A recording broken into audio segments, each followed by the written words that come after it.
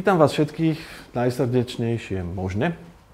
Ďakujem za vašu účasť, ďakujem všetkým, ktorí do toho vniesli či už námietky, pripomienky, snahu o to skvalitniť a zlepšiť celý proces. My sme si dnes nachystali, ako vidíte, program s tým, že sme samozrejme si povedali, že budeme rátať s účasťou povedzme všetkých, ktorí do toho nejako vstúpili, či už písomne, osobnou konzultáciou alebo telefonicky. Udiať sa to neudialo. Pripravili sme si prezentáciu, ktorá trvá zhruba pol hodinu až 45 minút. To prezentovať nebudem, ale skrátke ju prebehnem, skúsim sa dotknúť naozaj neurologických bodov. Potom sme tam mali vlastne prácu v skupinách s tým, že tie skupiny sme vytvorili preto, aby bol dostatočný priestor pre každého dať svoju námietku, dať svoj návrh, aby sa to mohlo zaznamenať, a potom sme to chceli prezentovať spolu, tak aby sme sa o tých výstupoch ešte mohli pobaviť aj navzájom, aj vlastne v celom pléne. Pokúsim sa skrátke prebehnúť teda tú prezentáciu, budem čo najstručnejší možný, s tým, že nebudeme pokladať výstupy toho, čo si tu teraz povieme, za finálnu podobu. Prispôsobíme sa trochu realite, vytvoríme si priestor na internete, kde prispievať budeme môcť, kde budeme môcť ďalej diskutovať. Netlačí nás čas, takže máme dostatok času na hľadanie konsenzu. Ja dúfam, poviem to aj za kanceláriu, že ho nájdeme a že ten participatívny rozpočet bude lepší, než bol doteraz, a že sa v ňom podaria aj ďalšie veci, ktoré sa doteraz nepodarili. Veľmi stručne veľký obraz toho, o čo sa snažíme a o čom pre nás participácia je. V podstate vieme identifikovať tri zásadné subjekty, ktoré sa vo verejnom priestore hýbu. Ak sa bavíme o rozpočte, ak sa bavíme vôbec o participácii v verejnom priestore, to je zastupiteľstvo, úrad a občan. Z hľadiska participácie tá najzásadnejšia funkcia zastupiteľstva je kontrola, z hľadiska úradu realizácie, z hľadiska občana navrhovanie. Nie sú to jediné funkcie, tých funkcií je o mnoho viacej, ale toto sú tie najzásadnejšie a preto by participatívny rozpočet, sme presvedčení, že participatívny rozpočet by na tieto funkcie mal brať ohľad, a preto aj všetky návrhy, ktoré prinesieme, by mali zohľadňovať práve túto možnosť. Aby pre občana vytvárali čo najväčší priestor na navrhovanie, aby úrad realizoval naozaj čo najefektívnejšie, aby zastupiteľstvo mohlo vykonávať kontrolnú funkciu. Úloha kancelárie na úrade je predovšetkým teda vo vzťahu k občanom. Tohtoročný rozpočet sme v minulom roku pripravovali prvýkrát experimentálne dvojkolovo. Budeme v tom pokračovať aj v tomto roku, v príprave roku 2017. Prvé kolo sa týka zberu dát. Robili sme to troma zásadnými spôsobmi, v ktorých aj chceme pokračovať. Sú to jednotlivé štvrti Nového Mesta, sú to konzultácie s ľuďmi, ktorí navrhujú projekt, a sú to verejné stretnutia, ktoré sa týkajú konkrétnych tém, kde sa pokúšame vytvárať pracovné skupiny, ktoré by zahŕňali členov zastupiteľstva, úradníkov, tretí sektor a ľudí, ktorí o danú tému majú záujem. Po tom prvom kole, po zbere dát, nasleduje konzultácia s úradom, s jednotlivými oddeleniami, kde sa prebehne prvá selekcia, ktorá povie, čo je v kompetenciách, čo je zákonom umožnené, a potom sa to vracia späť. V druhom kole prebieha výber z možných realizácií tak, že v konečnom dôsledku v roku 2017 už dostaneme portfólio konkrétnych realizácií, nie všeobecných tém. Tuto je to ešte raz zobrazené, už aj s názvom Príprava pre rok 2017. V apríli začíname zbierať prvé námety na projekty a začíname teda individuálne konzultácie. Začíname prvé kolo stretnutí v štvrtiach, a čo sa týka celomestských zadaní, tam budeme postupovať nasledovne. O tom, či niečo sa môže stať zadaním, rozhodne, či je to jednou z najfrekventovanejších tém, ktoré sa nám objavujú v rámci verejných stretnutí, v rámci dotazníkov, ale trebárs aj odkazu pre starostu a v rámci tematických pracovných skupín, ktoré v tomto roku pracovali na témach cyklodopravy a ľudí bez domova. Začala už pracovať aj pracovná skupina, ktorá sa venuje transparentnosti. Veľmi radi by sme štartli aj témy zelene, pešej dopravy a školstva. Jedna z zásadných dôležitých tém, ktorá sa objavila a ktorá vzbudila viac pohoršenia a hnev a námietky, než čokoľvek iné, boli chodníky. Pokúsime sa vám teraz ukázať, čo sme vlastne v rámci možností úradu a energie občianskej urobili s chodníkmi, v akom stave práce na tomto sme. A zároveň zareagujem na jednu veľmi dôležitú námietku. Tie námietky boli naozaj nahnevané a týkali sa toho, že prečo by ľudia v rámci participatívneho rozpočtu mali rozhodovať o niečom, čo má byť samozrejmou službou úradu. Dôvod je veľmi jednoduchý a síce realita. Napriek tomu, že v mnohých samosprávach je nevyhnutné rátať s faktorom korupcie a je nevyhnutné rátať s faktorom neefektívnej práce úradu, tých peňazí na to, aby úrad zabezpečoval všetky funkcie v tej miere, aby sme boli spokojní, nie je nikdy dosť. V tom prípade zadania v tej podobe, ako sme ich predložili, mali slúžiť na prioritizáciu. To znamená, že ľudia mali možnosť rozhodnúť o tom, kam sa financie, ktoré sú k dispozícii, navýšia a tým pádom sa môže skvalitniť a rozšíriť daná služba. Luky, dám ti slovo, ukáž rýchlo, čo sme spravili s chodníkom. Pripravili sme interaktívnu databázu, kde sú problematické miesta zdokumentované, sfotografované chodníkov a ciest na území mestskej časti. Tá databáza bude fungovať ako mapa, do ktorej bude môcť verejnosť pridávať ďalšie podnety, ďalšie fotografie a bude sa tak zbierať portfólio všetkých problematických chodníkov. A zároveň sa bude filtrovať podľa kompetencií, to znamená, či to je naša cesta, to znamená, či je prvá, druhá trieda, pokiaľ je tretia, štvrtá trieda, či je zverená, alebo či nie je zverená, na základe toho, či je možné do nej jednoducho zasiahnuť a revitalizovať ju, alebo tam bude treba nejaký zložitejší proces. Budú tam určité údaje o každom tom výtoku alebo probléme o každom chodníku a budú tam niektoré kvantifikátory, na základe ktorých sa budú vedieť vyhodnotiť tie najproblematickejšie miesta. Zároveň tam bude možnosť diskutovať a hlasovať aj verejne o týchto miestach a sledovať ich vývoj, sledovať, na čom sa pracuje a iniciovať, na čom by sa pracovať malo. To je skratké.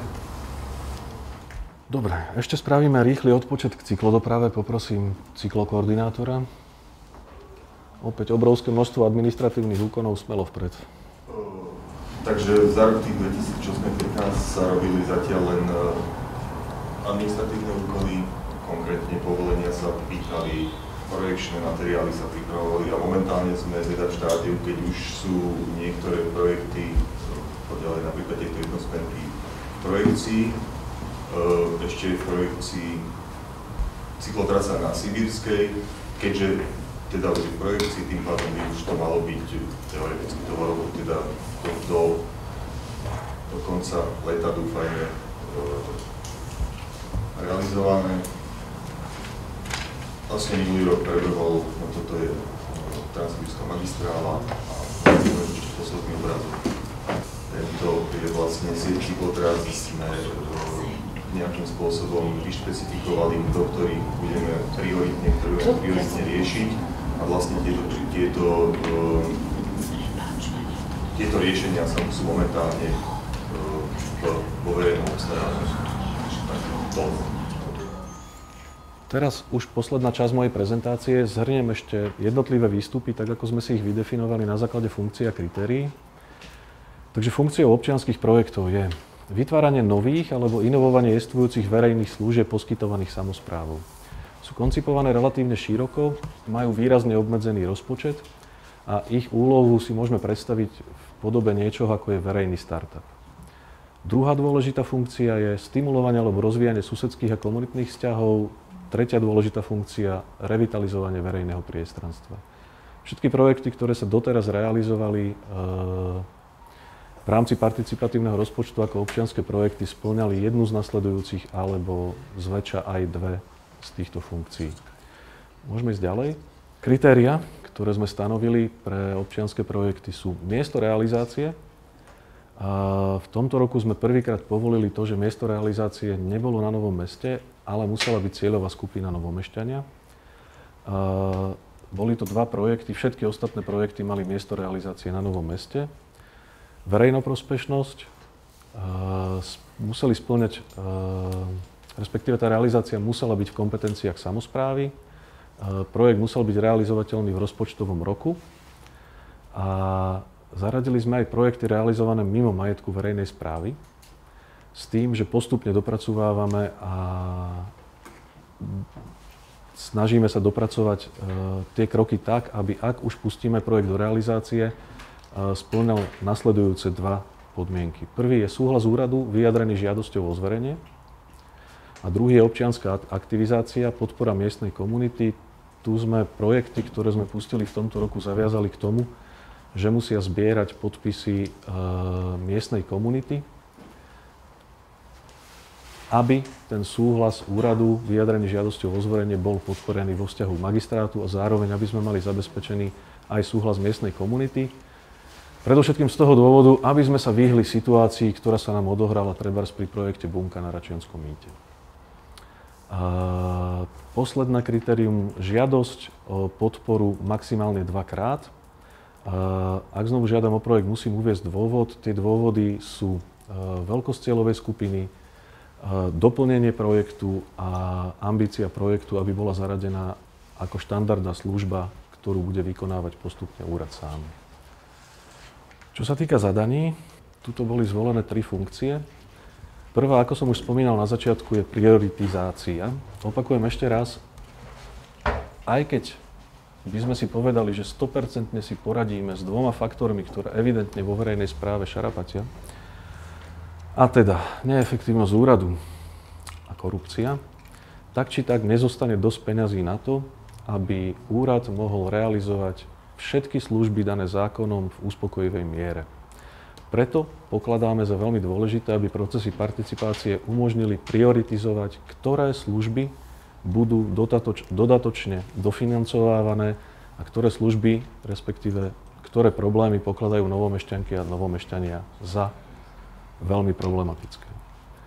Druhá funkcia zadaní je spolurealizácia, respektíve spolupráca. Práve na základe toho, že úrad má nejaké kompetencie, zároveň má nejakú pracovnú silu, ktorá disponuje nejakým know-how, nejakými schopnosťami a nejakými možnosťami, pokladáme za veľmi dôležité, aby participácia vytvorila priestor preto, aby do neho mohol vstupovať akademické inštitúcie, aby do nich mohol vstupovať tretí sektor a aby do nich mohli vstupovať občania, ktorí sa danej téme venujú či už preto, že je trebárs náplňou ich práce a majú na to kvalifikáciu, alebo preto, lebo chcú a pokladajú to za voľnočasovú aktivitu. Tým pádom nám zadania umožnia využiť energiu občanov tretieho sektoru, akademickej sféry a spojiť ich s úradom tak, aby sme dosiahli realizácie, výstupy a riešenie problémov, ktoré samotný úrad s veľkou pravdepodobnosťou tak skoro nedosiahne. Posledný dôležitou funkciou je inovácia, respektíve pridaná hodnota.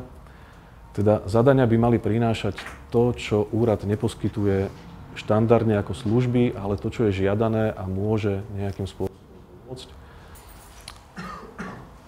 Veľmi problematický bod, ktorý je veľmi dôležité, aby sme zvážili a kde prišlo veľmi veľa. Podstatná časť kritických podnetov bolo tých, ktoré sa týkajú hlasovania. Veľmi častý hlas bol, že hlasovanie by sme mali obmedziť len na trvalý pobyt.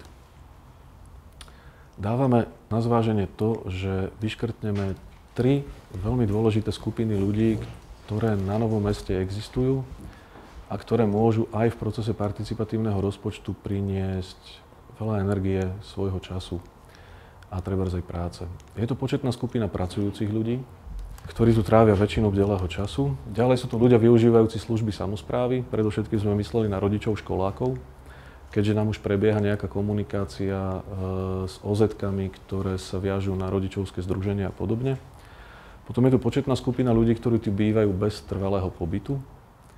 A je na zváženie, či sa rozhodneme vylúčiť tieto 3 skupiny z participatívneho rozpočtu. Ďalším návrhom, ktorý by sme boli radi, aby sa zvážil a prediskutoval, je, či by sme mohli znížiť vekovú hranicu hlasujúcich ľudí na 15 rokov.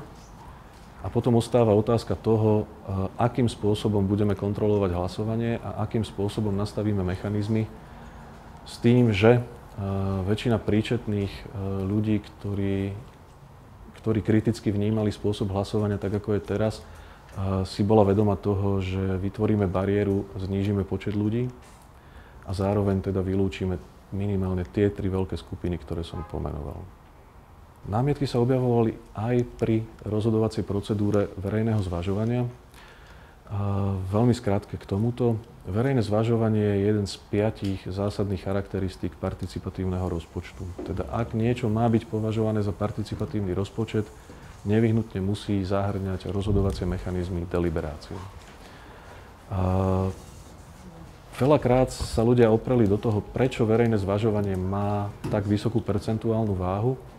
Vychádzame z toho a vieme argumentovať v prospech toho, že ľudia, ktorí sa zúčastnia verejného zvažovania, prejdú vzdelávacím procesom, sú omnoho hlbšie informovaní a popri práci na svojej projektovej dokumentácii pracujú a dávajú spätnú väzbu aj projektovým dokumentáciám ďalších zúčastnených. V tomto roku ľudia, ktorí sa zúčastnili verejného zvažovania, absolvovali 5. stretnutie, pričom na každom z tých stretnutí sme pripravili istý informačný vstup, istý vzdelávací aspekt a zároveň stimulovali spoločnú prácu a spoluprácu na vypracovaní projektových dokumentácií. Takže na konci toho celého procesu máme zhruba 30 ľudí, ktorí sú dobre informovaní o tom, ako funguje samospráva na Novom Meste, ktoré problémy sme detekovali ako najhlbšie a najviac trápiace novomešťanov. Informovali sme ich o fungovaní aj úradu čiastočne, ale predovšetkým o ich spoločnej práci, ich projektových dokumentáciách. Sme presvedčení, že tieto hlasy a spôsob rozhodovania je informovanejší, omnoho bohatší, racionálnejší a zároveň efektívnejší.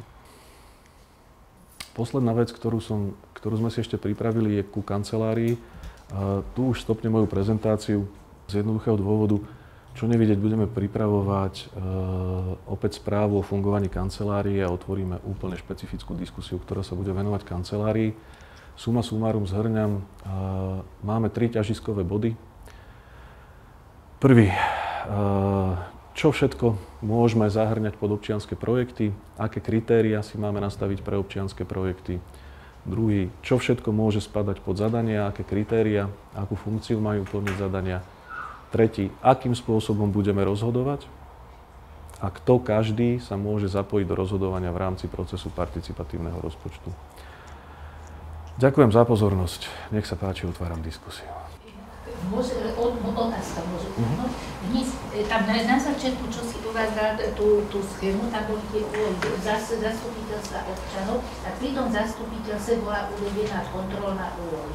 Teraz pani Modelen aj pre moje objasne ospravedlenie to teda všeobecne známe. A to zastupiteľstvo má aj vo vzťahu participatívnemu rozpočtu, pokiaľ vieme určité rozhodovacie, teda v prvom rade schvaľuje tú sumu peňazí, o tom teda rozhoduje.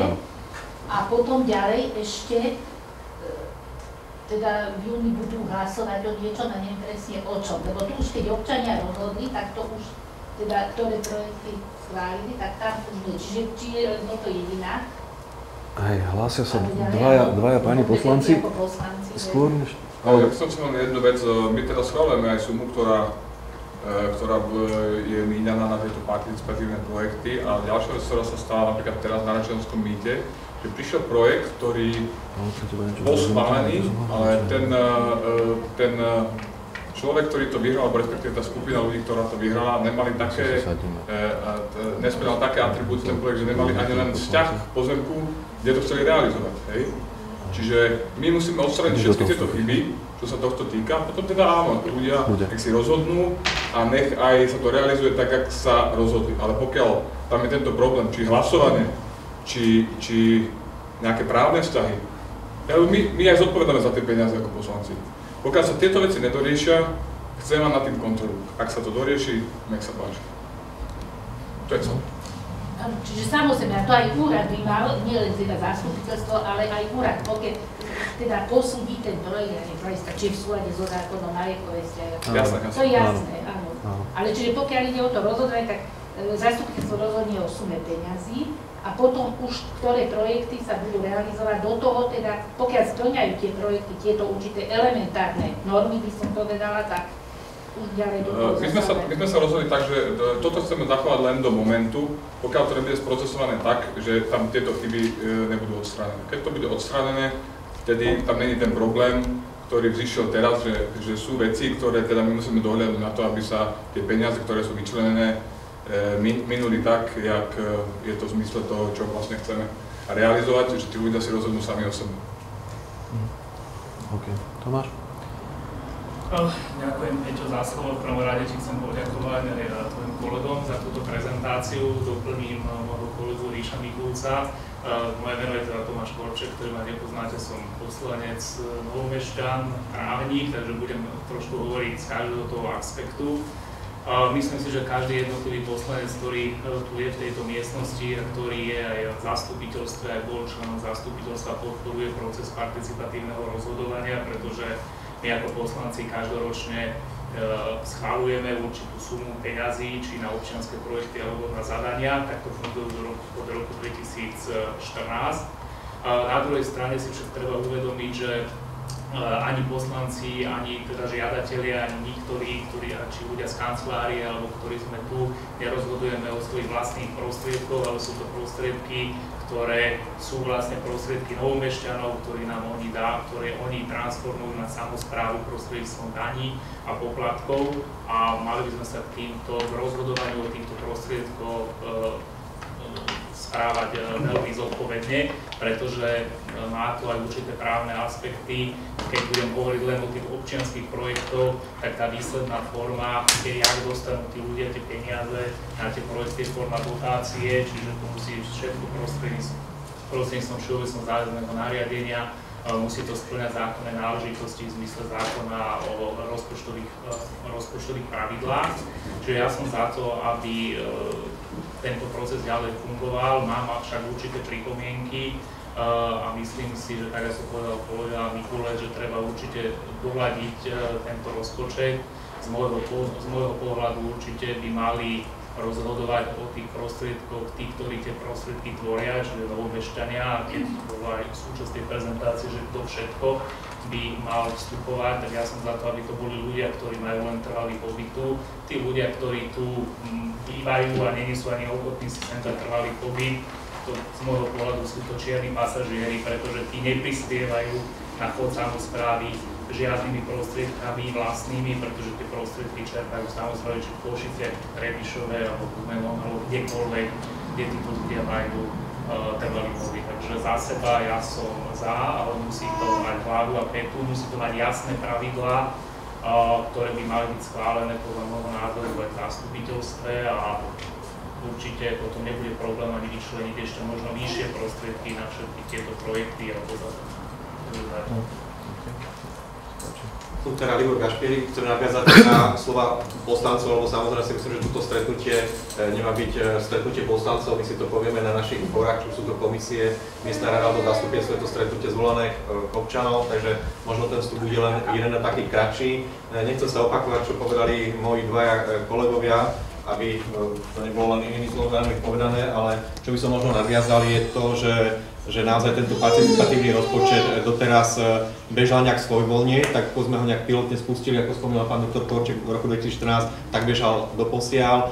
Objavili sa práve možno v tomto roku také najvypuklejšie problémy, tak ako kolega Nedoroščík vlastne na svojej prezentácii uviedol v jednotlivých tých kategóriách. Ja možno by som len doplnil to, že na ostatnej miestnej rade som predložil návrh uznesenia, ktoré bolo teda, myslím, že jednomyselne schválené, kde práve tajomník miestnej rady, pán doktor Mikulec, by pripravil na ďalšie zasadnutie miestnej rady materiál o participatívnom rozpočte, aby malo do budúceho obdobia určitý právny rámec, kde by sa prijali zásady participatívneho rozpočtu v podmienkach mestskej časti a kde by sa možno aj rôzne tie muchy, ktoré tu boli vlastne takto vydefinované, boli aj zo strany určitých občianskych aktivistov, boli v rámci aj rôznych sociálnych fór prezentované, aby sa teda to odstránilo a pre teda participatívny rozpočet 2017 by sa už mohlo ísť v rámci týchto nových zásad, kde by to malo určitý rámec.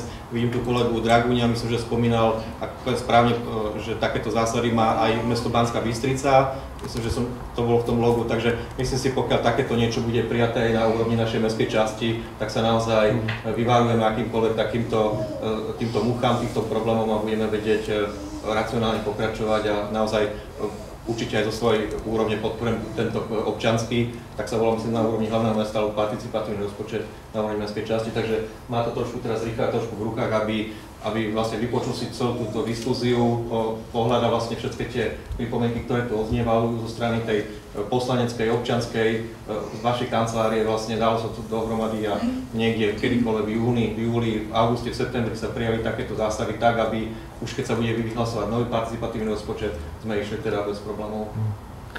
Ďakujem. Len jedna pripomienka k tomu, čo ste vraveli. Participatívny rozpočet tuto nefunguje svojvoľne. Máme schválený mechanizmus, za ktorý ste hlasovali aj vy v roku 2014. To, čo je treba, to je ten bod, z ktorého vychádzame. Materiál má žiaľ len 2,5 strany, alebo chvála Bohu len 2,5 strany, lebo teraz máme priestor na to, aby sme ho rozpracovali do tej podoby, ktorá bola navrhnutá pre Bratislavu a ktorá z veľkej časti bola prebraná vlastne Banskou Bystricou. Dobre, dám ti ešte Tomáš priestor, skúsim potom ľudí už vyzvať. Nechcem, aby tu bola diskusia medzi tebou a nami ako poslancami. Áno, je pravda, že my sme schvaľovali, ale ten materiál mal tak, že sa povedal 2,5 strany a neboli tam tieto konkrétne mechanizmy, akým spôsobom sa vyberá, to je to, o čom hovoríme a čo je prospešné. Myslím si, že pre všetkých tu zúčastnených a hlavne aj pre tých žiadateľov, aby boli dopredu jasné pravidlá, kto môže žiadať, akým spôsobom sa bude hlasovať, akým spôsobom na konci dostanete tie peniaze. Takže len aby to bolo uvedené na mieru, ale myslím si, že mali by hlavne ľudia a občania diskutovať. My si to môžeme povedať na zastupu. Alebo kdekoľvek inde, keď sa stretneme, jasné. Len nefungovali sme svojvoľne, ale na základe nejakého schváleného dokumentu, aj s tvojimi pripomienkami. Dobre, počkať. Aha. Ja mám viacero otázok. Ja som teda Zuzana Krivošová, som urbanistická architektka, venujem sa teraz momentálne výskumu a ja som sa chcela vlastne opýtať, že kto sa postaví akože z toho politického spektra, alebo kto zoberie tú politickú zodpovednosť z poslancov, alebo ja neviem, či starosta, alebo ako z vás, neviem, či vy, Richard, ak som to dobre pochopila. Ďalej by som sa chcela spýtať, že viem, ja som tu kedysi pracovala, takže asi poznám, ako funguje úrad, poznám, ako funguje samospráva a viem, že to nie je úplne ľahké to zladenie, alebo ako to nazvem, to zladenie v tej organizačnej štruktúre, tak by som sa chcela teba opýtať, alebo myslela som si, že tu bude aj niekto proste z úradu, že či je nejaký plán pre zmenu organizačnej štruktúry alebo zmenu fungovania úradu, lebo k tomu je strašne veľa námietok, ktoré častokrát padajú na vašu hlavu a že či tam sa niečo plánuje, či toto by si nám povedal, ja mám tých otázok, ale stále ja ich mám 7. Skúsme zostať pri dvoch. Skúsme zostať potom budeš pri dvoch a potom to posunieme ďalej. Áno, návrhom vlastne pána Gašpierika základ pracovného tímu tvorí Richard a ja. Vnímam to ale tak, že súčasťou je úplne každý, kto do toho konštruktívnym spôsobom vstupuje. Čo sa týka organizácie úradu, to by bolo nadlho. Ukazovali sme dva príklady toho, kam sme sa posunuli v administratívnej práci, tak, aby boli možné a realizovateľné zadania. Pôjdeme cestou, ktorá je štandardná v biznis sfére už dávno a v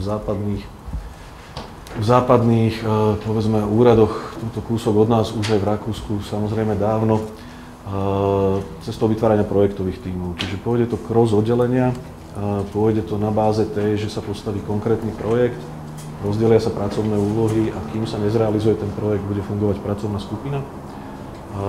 Momentálne vlastne máme vytvorenú prvú pracovnú skupinu, ktorá sa týka investičného oddelenia životného prostredia a nás. Ďalšia pracovná skupina, ktorá vznikla, sa týka sociálneho oddelenia nás a treťosektorových organizácií pôsobiacich vlastne tuto v rámci áno, v rámci participatívneho plánovania verejných priestorov, čo je ďalšia vec, ktorú robíme popri participatívnom rozpočte, predpokladáme ďalšiu spoluprácu vlastne s akademickým sektorom. Ale tá snaha je úplne jednoznačná, sflexibilniť to, stavať to na projektových tímoch, na časoch, dokedy a akým spôsobom postupne jednotlivými krokmi sa zrealizuje to, čo bude výsledkom participatívnych mechanizmov. Zatiaľ tak, skúsi prosím podržať otázky, aby som dal priestor ďalej. Nech sa páči. Dobrý deň, moje meno je Miro Dragún, v určitej komunite známy možno ako jeden z tých, nazvime to, najukričanejších a možno najhlasnejších kritikov procesu. Hneď ako prvú poznámku chcem povedať, hlavne pre pracovníkov kancelárie a ľudí, ktorí sa zapájali do tej debaty na sociálnych sieťach. Ja a myslím si, že ani nikto, ktorí sme sa postavili kriticky k určitým krokom, to neberieme osobne a ani sme sa nesnažili prechádzať do nejakej osobnej roviny, ani nechcem, aby si pán Búk a pán Nedorožný myslel, že to je niečo osobné a teraz máme niečo proti vám konkrétne alebo proti pánovi Búkovi. Vôbec nie, ak ste to tak pochopili, tak sa tu verejne ospravedlňujem, mrzí ma to, nebolo to namierené voči konkrétnym osobám. Teraz ku konkrétnym veciam. Vy ste hovorili vo svojej prezentácii, že v rámci toho hlasovania môžu vypadnúť určité skupiny ľudí, ktorí tu nemajú trvalý pobyt, ale žijú tu, poprípade tu pracujú, fungujú. Ja som si cez zákon o slobodnom prístupe k informáciám vyžiadal teda počet hlasujúcich, čo sa týka vo fyzickom hlasovaní mimo Nového Mesta a bolo to 0. Čiže otázka znie, pokiaľ by naozaj zostali hlasovať len Novomešťania, tak nič sa nestane, bude hlasovať ten istý počet ľudí. Čiže ja osobne zastávam ten názor, aby sa hlasovania, čo sa týka fyzického hlasovania, mohli zúčastniť prioritne a hlavne Novomešťania. Tá diskusia o tom, že či študenti, ktorí sa preukážu papierikom zo školy alebo s prechodným pobytom, ako je v Banskej Bystrici, je na diskusiu. A druhá vec, čo sa týka verejného zvažovania, to bola taká moja ďalšia závažná poznámka, možno otázka do diskusie, či neznížiť to percento hodnoty hlasov pri verejnom zvažovaní, buď absolútne na nulu, to znamená, že budú rozhodovať verejnosť formou internetového hlasovania, formou fyzického hlasovania, tým, že jednoducho ľudia, ktorí predkladajú tie projekty, tie občianske združenia, tie platformy, by predsa mali chodiť medzi tú komunitu a oni by mali rozhodnúť, či je ten projekt dobrý, zlý, dostatočný a oni by mali mať ten prioritný hlas a oni by mali podľa môjho názoru tých ľudí presvedčiť, áno, toto oprava tohto detského ihriska, áno, urobiť toto tu je dôležité a áno, z tej koliby, z mierovej kolónie alebo odkiaľkoľvek prídu tí ľudia a povedia, sme za to. Alebo po prípade znížiť hodnotu hlasovania percenta pri verejnom zvažovaní, to znamená naozaj dať vyššiu mieru fyzickému hlasovaniu s tým, že jednoducho donútiť, ale v dobrom slova zmysle donútiť tých ľudí tou aktivitou projektových tímov alebo tých aktivistov, aby tam prišli. A posledná poznámka v mojom blogu, alebo ja som ukázal nedostatky hlasovania tým, že som priniesol 18 absolútne znehodnotených neplatných hlasovacích lístkov a hodil som ich do schránky, natočil som to aj na video.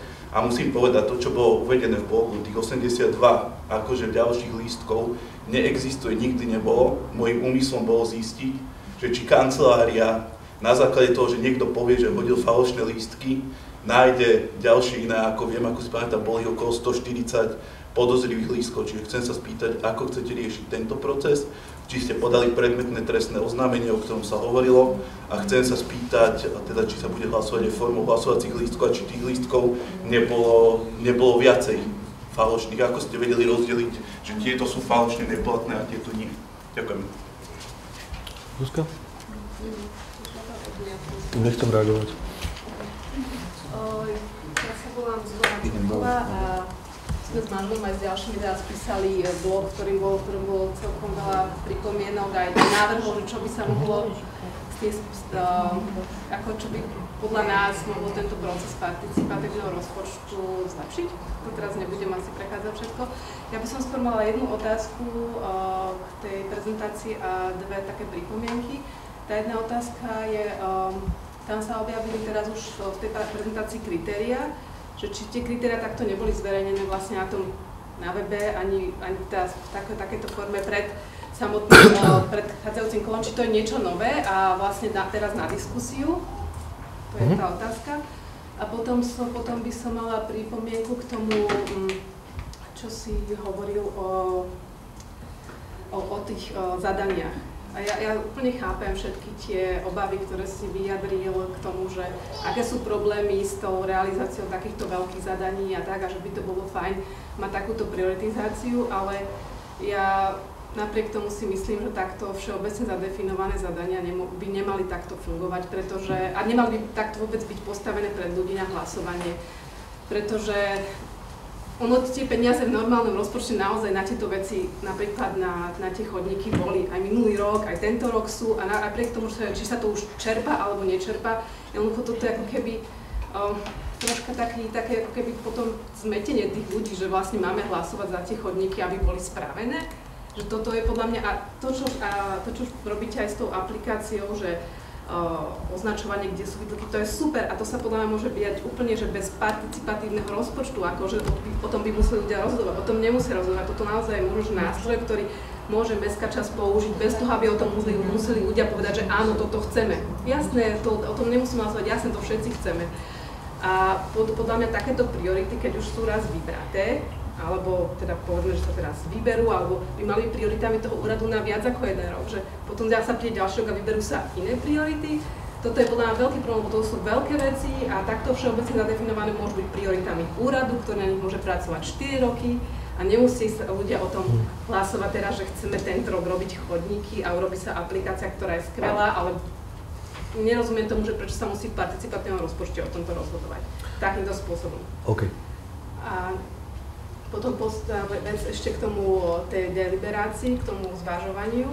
Ja si myslím, že možno teraz je to otázka skôr na ten proces, že či naozaj na záver musí byť toto zvažovanie, kde vlastne v podstate rozhodnú tí ľudia, ktorí tie projekty predkladali, lebo podľa mňa to znižuje aj troška atraktivitu vôbec pre ostatných sa do nejakého hlasovania zapájať, akože keď mám 10% hlas v internetovom hlasovaní, prečo vlastne by som mala hlasovať? To je taká otázka.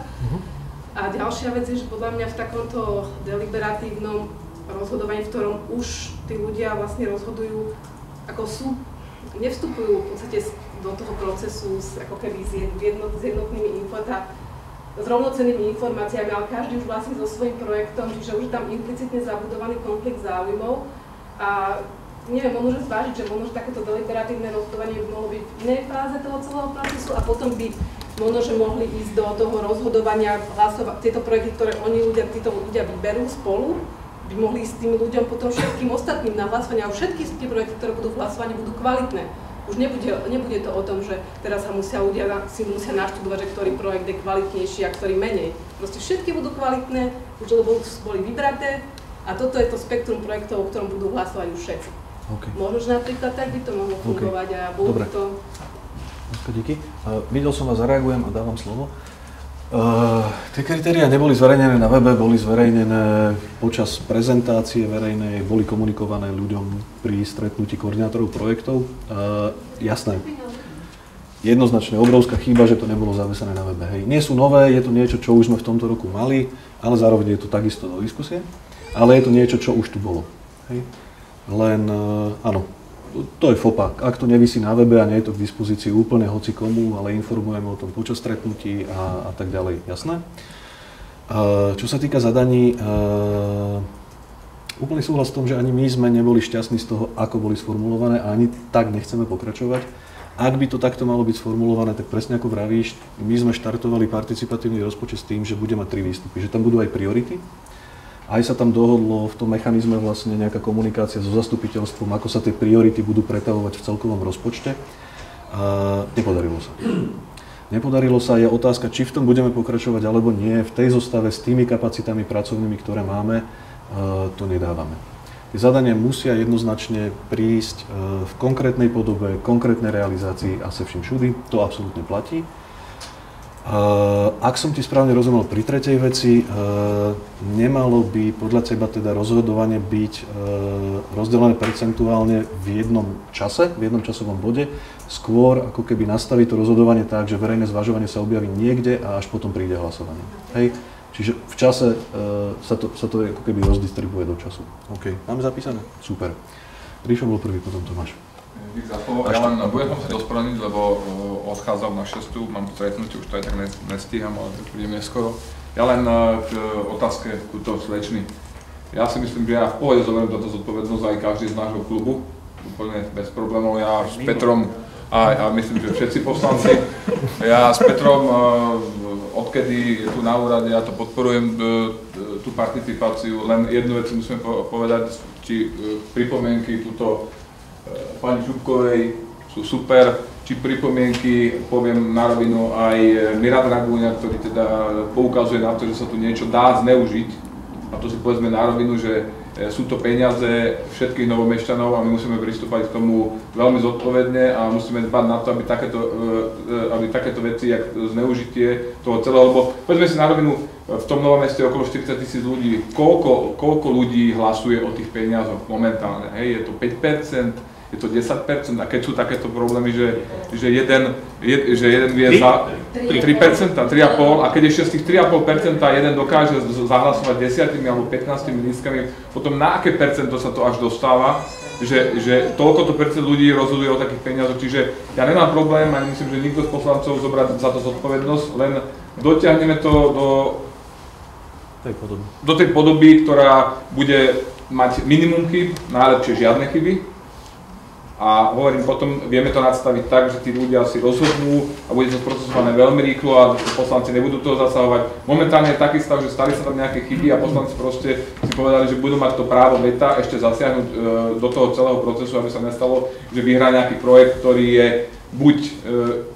buď taký, že teda zahlasovala za ňo nejaká skupina ľudí, plus to, že dali 10 hlasov každý jeden z tej skupiny ľudí, alebo teda vyhral projekt, ktorý nesplňa náležitosti, nemá ani len právny vzťah k niečomu, čo by mal mať, aby mohol realizovať sa ten projekt a tak ďalej. Toto sú veci, ktoré sa dajú dotiahnuť ešte predtým, jak sa to odhlasuje, a na to by sme mali dbať.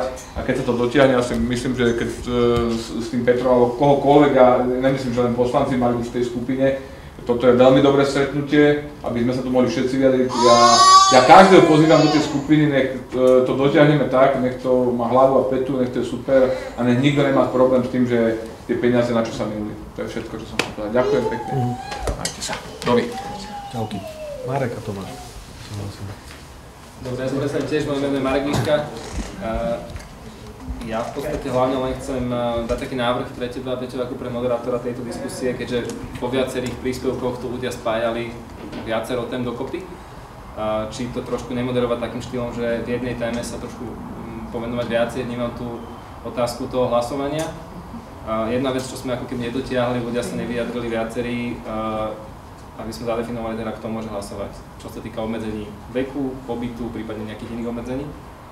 Druhá téma sa týka tiež hlasovania, a to sú tie pomery, tých 40, 50, 10, teda internetové versus fyzické versus verejné zvažovanie.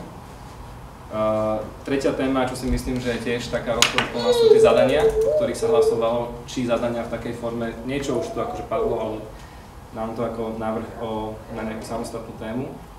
A štvrtá téma, to je ako námet, čo písali Matúš a Zuzko ohľadom toho, že či vôbec na aké funkcie alebo na aké výdavky tieto peniaze z participatívneho rozpočtu pôjdu, či napríklad je vhodné, aby mzdové výdavky išli z týchto peňazí, áno, nie, prípadne do nejakého limitu. A poslednú tému, to je taká moja osobná, čo je tiež trošku taký, čo som sa snažil vám komunikovať aj v minulosti, ako zlepšiť komunikáciu vôbec ohľadom celého procesu, aby to ľuďom bolo jasné, nielen nám, čo sa o to tak dosť zaujímavé a je nás to možno 30, ale aj takým bežným ľuďom, ktorí sa k participatívnemu rozpočtu dostanú možno raz za rok a chcú si rýchlo nájsť nejaké základné informácie, ako to nájsť, či cez nejaké printové médiá, cez internet alebo ako. Takže toľko k tomu zatiaľ, hlavne k tomu štýlu tej debaty a potom už podľa mňa každý si povie svoje názor. Alebo skoro každý. Ďakujem. Si prišiel trochu neskôr, ja som na začiatku hovoril presne, že tieto 4 témy tu máme, aj som sa ich prezentácii venoval a zatiaľ nechávam voľne rozprávať úplne. S tým, že na konci stretnutia si zhrnieme výstupy, ktoré tam máme v tej podobe presne ku každej téme. Takže pokúsim sa to umoderovať tak, ako vravíš. Dobre, Tomáš. Ja si myslím, že tie kritériá by mali byť zadefinované nejakým právne záväzným spôsobom vopred, lebo asi iste aj ty si to uznal a je to asi logické, že nemôžu byť potom nejaká úzka skupina ľudí, tých žiadateľov iba informovaná a nie všetci. Že ja si myslím, že toto je úloha zastupiteľstva, tej skupiny, ktorá by mala dať nejaký návrh a potom zastupiteľstvo schváli, či formou všeobecného záväzného nariadenia alebo uznesenia, proste nejakého záväzného právneho dokumentu, ktorý bude visieť, o ktorom budú ľudia informovaní, aby vedeli všetci tí, ktorí budú do tohto procesu vstupovať, za akých podmienok a kritérií. A čo sa týka napríklad tej deliberácie, no ja si taktiež myslím, že nie je moc dobré, aby také veľké percento v rámci rozhodovania mala nejaká úzka, v zásade uzatvorená skupina. Teória demokracie hovorí, že občania ako zdroj moci rozhodujú buď priamo alebo nepriamo prostredníctvom volených zástupcov. Ja som za to, aby rozhodovali priamo, aby rozhodovali prostredníctvom toho hlasovania. A deliberácia by mohla napríklad slúžiť na to, že by to bola nejaká skupina ľudí, odborníkov nejakým spôsobom zadefinovaná, prípadne aj tých ľudí, ktorí dávajú tie projekty. A tí by mohli voľne podiskutovať na základe teda tvojej kancelárie, tvojho vstupu ako moderátora. A tá by napríklad mohla spraviť nejaký hlasovací lístok, kde by bolo poradie tých jednotlivých projektov, lebo ja neviem teraz, ako ľudia hlasovali, či to bolo tie projekty podľa ABCD, či kto skôr sa prihlásil, ale tento výstup z deliberácie by mohol byť napríklad ten, že táto skupina ľudí by zadefinovala nejaké poradie a o tom by potom ľudia rozhodovali v hlasovaní, či cez internet, alebo fyzicky, ale tak, aby bolo jasné, že kto hlasuje, za čo hlasuje, že sa to nedá zneužiť, pretože opakujem, nie sú to naše peniaze, sú to peniaze novomešťanov, ktorí sa na to skladajú cez dane a mali by presne o tom rozhodovať. Dobre, ďakujem. Ďalšie vstupy. Máme ešte.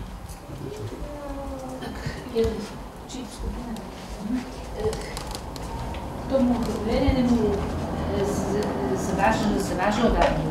Ako povedal Peter, to je vlastne imanentná súčasť participatívneho rozpočtu, ak to dobre chápem.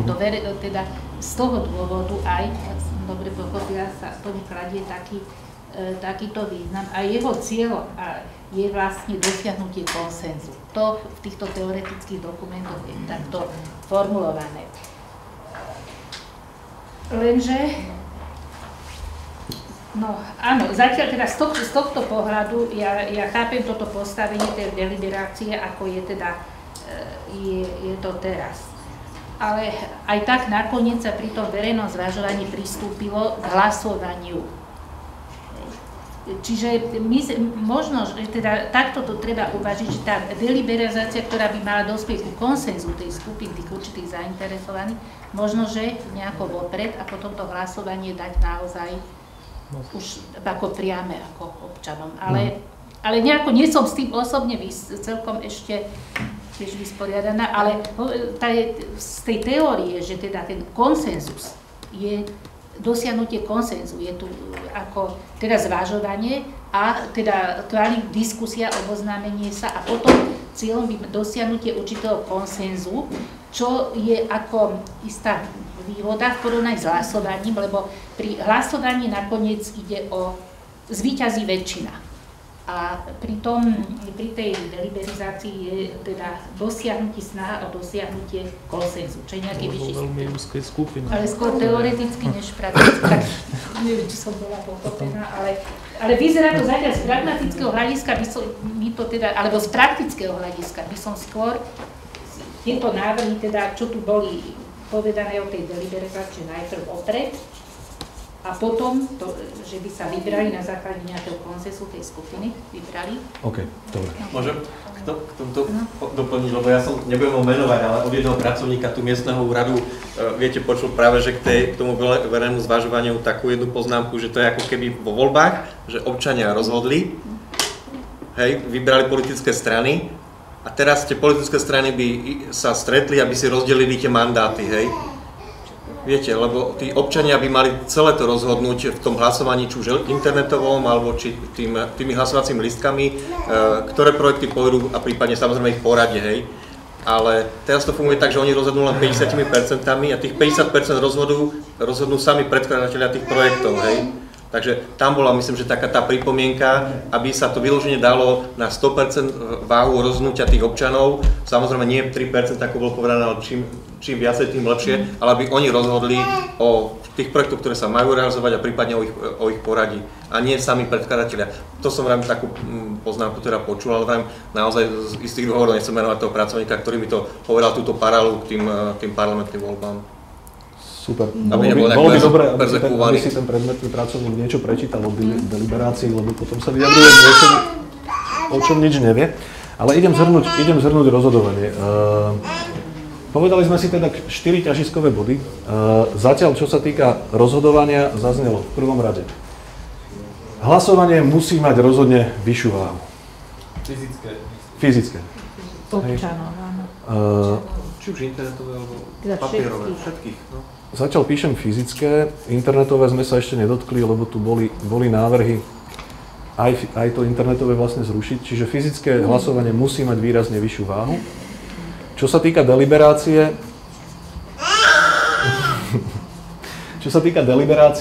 znížiť váhu a potom tu bol ešte jeden veľmi dôležitý návrh od Zuzky. Môžeme ju zachovať, ale skúsme ju posunúť v čase T niekde inde v procese, tak, aby to nebolo váhované spolu s fyzickým hlasovaním, ale aby deliberácia pripravila návrh alebo portfólio pre samotné hlasovanie. Hej. Čiže deliberáciu posunúť v čase je jeden návrh, ďalší, ak nechať znížiť váhu. Ďalšia dôležitá vec, ktorá zaznela k rozhodovaniu, bola, že nezačul som žiaden iný hlas, iba pre mňa bohužiaľ ten, že hlasovať by mali iba novomešťania s trvalým pobytom. Čiže o hlasovaní alebo do hlasovania môžu vstupovať len ľudia s trvalým pobytom. Nie pracujúci, nie ľudia využívajúci služby na Novom Meste, iba občania s trvalým pobytom. Neboli zadefinované presne kontrolné mechanizmy, ale zaznelo to niekoľkokrát. Kontrolné mechanizmy musia byť v inej podobe, ako sú teraz. Neviem, či ešte môžeme si ešte otvoriť tú otázku, debatovať ďalej, či to bude o občianskom preukaze, alebo akú formu kontroly zvolíme. Predpokladám, že dôležité bude, do akej miery tam pôjde finančné navýšenie, do akej miery to bude bariérou a do akej miery nám to zníži počet ľudí, ktorí sa zapoja. V každom prípade, či už tam pôjde o finančné navýšenie, alebo sa zvýši tá bariéra, tak či tak, tie kontrolné mechanizmy sú žiaduce a je nevyhnutné to meniť, nenechávať to v tej podobe, ako to je.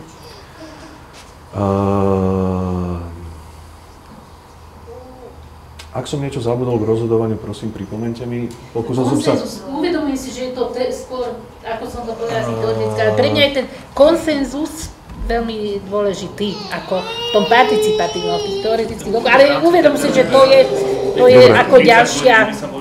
Zaznamenul som. Dobre, stopnem vás, dámy, páni, stopnem vás, prepáčte. Dobre, druhá ťažisková téma, ktorú sme si povedali, že budeme diskutovať, sú zadania. Tu zaznelo, že... Tým rozhodovania sme tú vekovú hranicu tam mali, že či od 15 rokov, nie? To som otvoril, nikto sa nevyjadril, čiže som to nezapísal. Ja sa vyjadrujem, že mne sa to páčilo.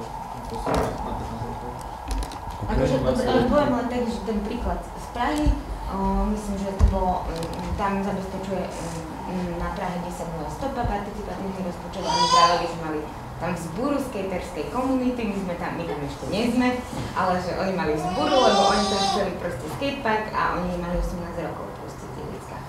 Takže to je akože taká... Ale 17-roční ľudia už nemusia byť akože detská, toto nie je hlasovanie o voľbách do parlamentu, neviem čo. Ja som sa to vôbec nebral, to by tá hranica. Dobre, takže pripýtam si súhlas. Môžeme sa baviť o tom, že znížime vekovú hranicu na tých 15 rokov? Dobre. Jožo? Hej. Ale ja zbieram... Hovor. Ja mám 15 rokov, až sa to nezmenilo. Vy si nepamätáte o včera? Hej. Ja určite viem. Tak ja ale neviem, ako je to teraz. Počúvajme sa, prosím vás. Poprosím. Akože dávam na zváženie, pozrite sa, toho participatívneho rozpočtu sa nezúčastňuje nejaký veľmi veľký počet ľudí. To treba vždy brať do úvahy, že potom, aké rizika to prináša. Typicky chceme teraz sa baviť o tom, či znížime tú hranicu na 15 rokov. Áno?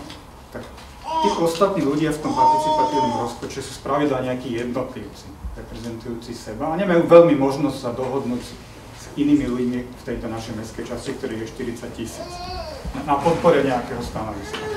A tie vekové skupiny od 15 do 18 rokov majú na to vynikajúcu príležitosť, lebo chodia spolu napríklad do triedy.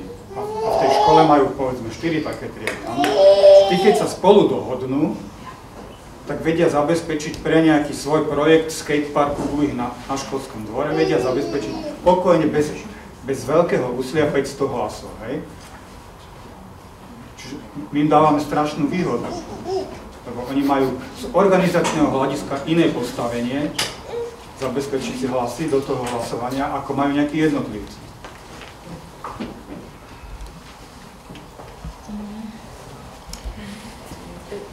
To nie je zle.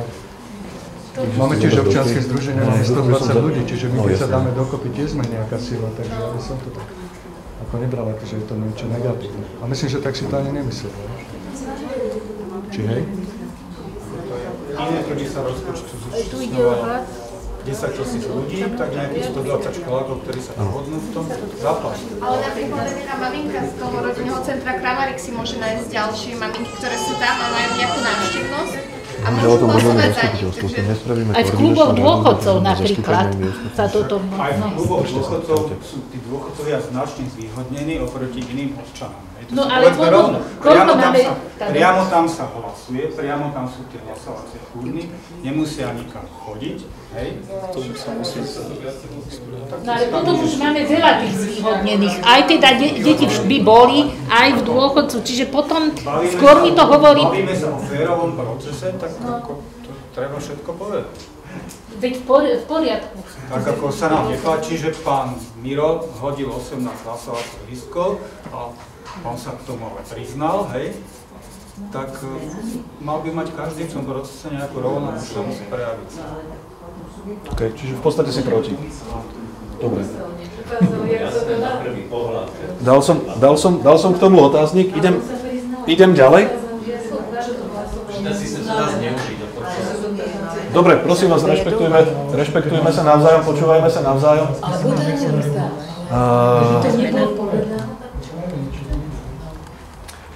OK. Marek už aj stihol tiež odísť? Nie, on na chodbe s čukovcami. Dobre, zostávam s otáznikom zníženia vekovej hranice, lebo sú námietky proti. Idem ďalej k zadaniam.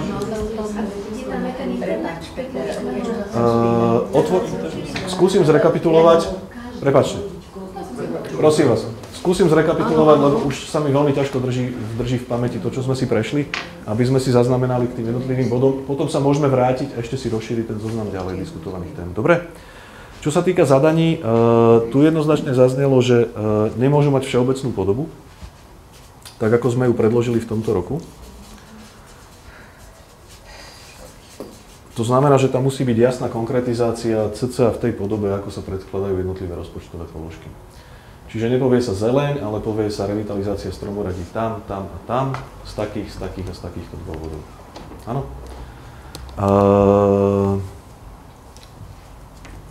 Ešte bolo niečo, čo sme mali k zadaniam? 1, 2, 3. Tu bolo prvý, vy ste boli druhý. Ďumbal Andrej, ja som bol na tých verejných predstaveniach tých zadaní a tie boli podľa mňa, väčšina boli dosť konkrétne popísané. Koľko proste sa minie na ten chodník tej hmoty, ktoré proste ulice budú opravené v tých stromoradí a aká konkrétna vec sa pri tej transparentnosti spraví. Áno. Neboli až tak veľmi všeobecné. Áno. Bolo v rámci verejnej prezentácie tá kritika, ale je myslím si, že zmysluplná, pretože tak, ako sme to sformulovali na hlasovacích lístkoch, to veľmi pravdepodobne vyvolávalo to, čo hovorila Zuzka. Skôr sa ľudia naštvali, že majú rozhodovať o nejakých veciach. Môžem? No. Juraj Bilčík sa volám. K tým zadaniam vlastne, že tam keď sa budú suplovať také veci, ako je oprava chodníkov a smetné koše, nedaj Bože kosenie trávy, tak proste čo to má s participatívnym rozpočtom, hej, lebo to je navyše. A k tomu by som povedal toľko, hej, že vy ste na úrade, čiže komunikujete s ním, hej, tak minulý rok sa z 300 000 rozpočtu proste 160 000 nevyčerpalo na komunikácie, hej. A teraz ideme dať 50 000 do participatívneho rozpočtu, hej. To je jedna vec. Druhá ma zaujíma tiež, že aká tam je mechanizmus toho hlasovania v rámci toho, že ja neviem, Račianska ulica má 1500 obyvateľov, ulica niekde na Ahoj má 15 obyvateľov, hej. Že aký tam bude koeficient, aby to bolo spravodlivé? Ukazovali sme ho v prezentácii. Čiže je také niečo, hej? Ukazovali sme v prezentácii, rád si to s vami prejdem potom. Okay. Dobre, len už to tu zaznelo, aj presne na vašu námietku som reagoval, aj v tej prezentácii som ukazoval, ako to bolo myslené, čo by sme chceli spraviť. Ešte posledná, k tomu kontrolnému sa ešte vrátime, či to už je uzavreté? Nie, nevrátime sa. Ja iba sa snažím zrekapitulovať veci a potom si môžeme kľudne rozpracovať ďalej podľa energie, času, chuti a tak ďalej, tak ďalej. Len aby nám neušlo nič, čo sme si k tým 4 bodom povedali. Čiže tu bola kritika k všeobecnej podobe, aj v prezentácii zaznelo, aj Lukáš ukazoval, akým spôsobom budeme postupovať a že sa to musí konkretizovať. Mali sme ešte niečo?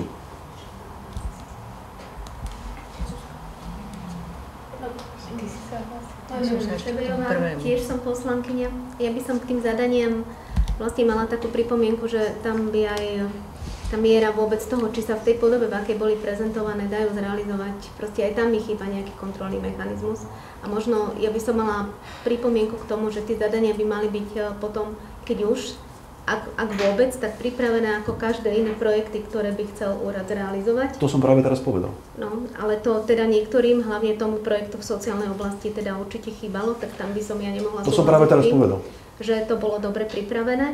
A je vôbec otázka, či takýmto spôsobom o tých zadaniach hlasovať, lebo proste tam boli úlohy, ktoré naozaj sa týkajú proste podstaty činnosti úradu zo zákona. Nebudem tretíkrát odpovedať ani, lebo zaznelo to v prezentácii, celá tá argumentácia prebehla nejakým spôsobom. Rádiu odkomunikujem osobne, ale už nebudem. Tomu, že v podstate potom ten výstup, ak by o tom mali hlasovať občania, tak tam je na zváženie či budú hlasovať o tom, či sa také zadanie zrealizuje, alebo či takú službu chcú. To znamená, že ten výstup vlastne tam by ani nemusel de facto byť zrealizovaný projekt, keby sme to chceli ako nejakým spôsobom odlišiť od tých projektov. V prezentácii to zaznelo. Je to rozčlenené podľa funkcionalít. Tie zadania by mali byť v 2 podobách. V tom portfóliu od tých projektov ich odlišuje niekoľko zásadných kritérií. Ale v podstate do veľkej miery kladete otázky, ktoré sú evidentne zmysluplné. Možno, že som to iba zhrnula. A v konečnom dôsledku ešte mi tam chýba tá participácia poslancov nielen na tom, aby sme rozhodovali o peniazoch, ale aby sme sa aktívnejšie vlastne zúčastňovali aj prípravy, či už tých zadaní alebo projektov samotných, keď vlastne sa o nich hovorí na tých sedeniach úplne prvotných. Platí. Dobre. Počkaj, Zuzka, chvíľku. Ja si myslím, že ak zadania, tak mali by byť úplne presne, tak ako si povedal, vyšpecifikované, aby to bolo jasné. Ja keď som si pozeral tie, ktoré už boli aj v minulosti, tak aj sám nie celkom som sa v tom vyznal. A ja by som privítal aj nejaký možno úplne iný prvok, neviem ho pomenovať, ale aby ľudia sa vedeli vyjadriť širšie k rozpočtu, na čo chcú, aby išli peniaze, že či to sú priority, lebo aby vedeli povedať, že či chcú, že napríklad na Novomestskú televíziu ide tuším 90 000 eur ročne a ukazujú tam, že prišiel do mestskej časti Dedo Mráz, alebo či chcú to použiť na niečo iné, tak podľa toho, čo tam bolo, prišiel a chodí každý rok a je to podľa mňa dosť drahé, aby takéto veci sa dozvedali ako v 70. rokoch, iné veci, či tie peniaze nechcú radšej použiť napríklad na chodníky, na cesty a na ďalšie veci. Lebo k tomuto mám pocit, že ľudia sa nevedia vyjadriť. A potom sa organizujú koncerty, repeťákov a tak ďalej za peniaze mestskej časti. Dobre, aby sme nekritizovali teraz. Len sa vrátili k tomu. Kritika, len aby si pomohol, že čo tie priority. Môžeme to tak nazvať. Dal som to s otáznikom, lebo vravím, pri tých personálnych kapacitách, možnostiach nám to vyšlo tak, že to nedávame. Aj keď máme zhromaždené dáta asi od 400 ľudí k tomuto. Ale ďalej sme v práci nepokračovali, lebo to proste jednoducho nešlo. Zuzka, ty sa hlásila ešte. Keďže viem, že s tými zadaniami je to tak, že niekedy tá predpríprava, proste majetkoprávne vzťahy a všetko, vybavenie pozemkov, obehanie, trvá niekedy dlhšie ako ten jeden rok, ako reálne, ako je to, lebo aj rozpočet bežný sa robí na jeden rok a potom sa neprečerpá, lebo sa to nestihne reálne sprocesovať.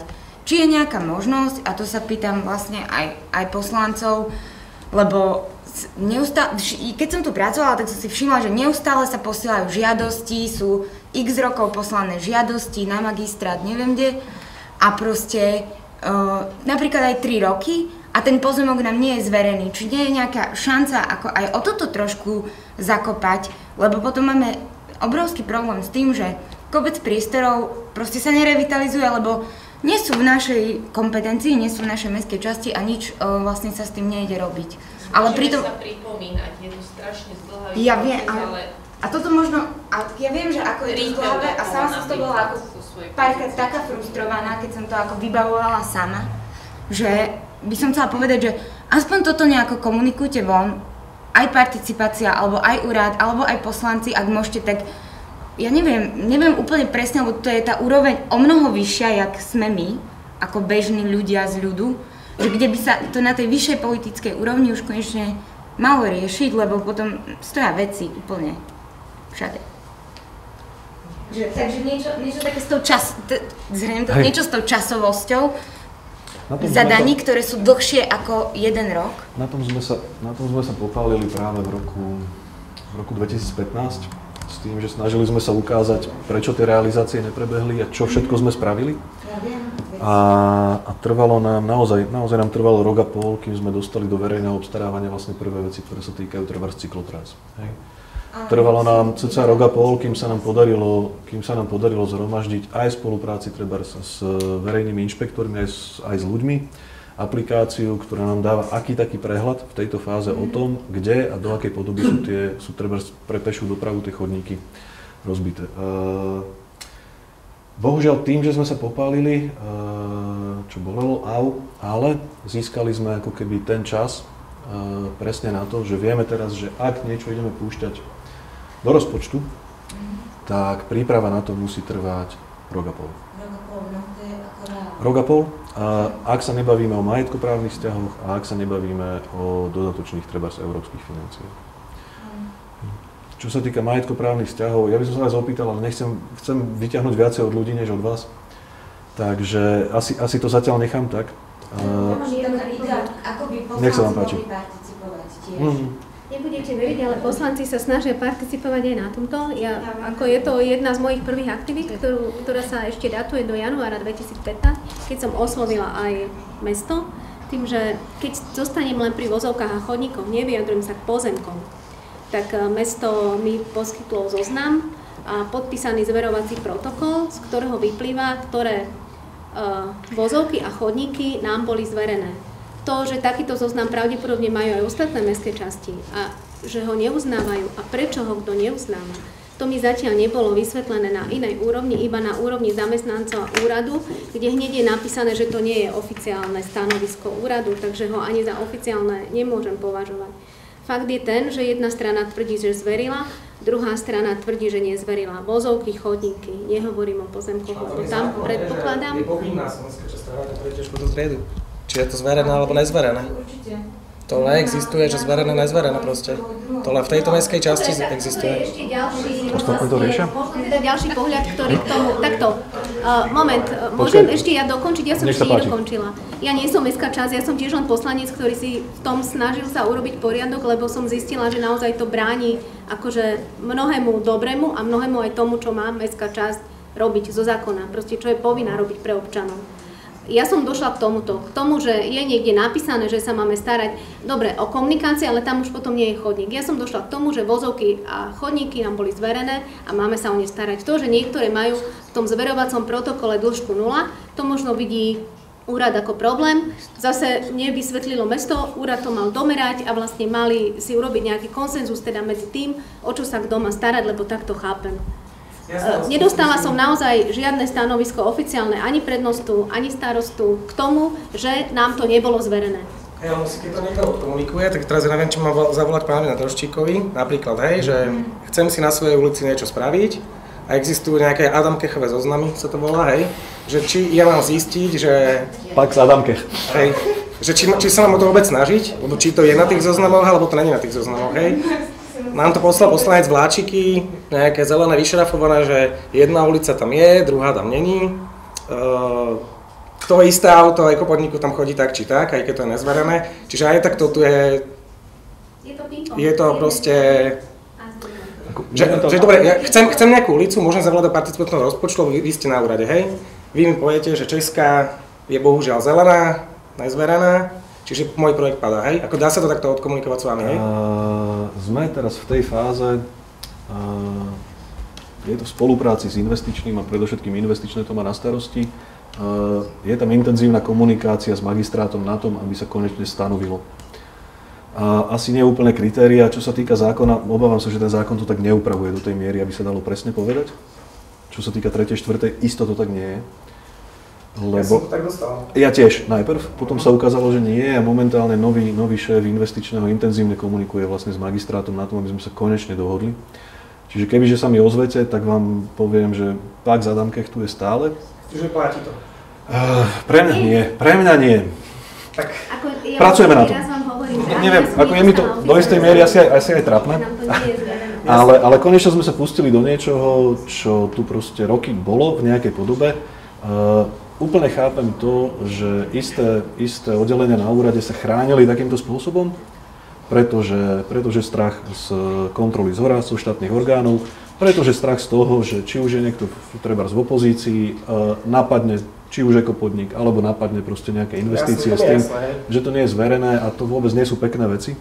A nakoniec človek za svoju aktivitu, za svoju snahu ako keby dopomôcť k niečomu, čo je dobré, je sankcionovaný či už štátnym úradom, alebo je perzekuovaný verejnými diskusiami. Hej. Ja sám som si zažil niekoľko obvinení investícií do súkromného majetku, podobných blábolov, ktoré je 100-krát ťažšie vyvraciať, než prvotne napísať.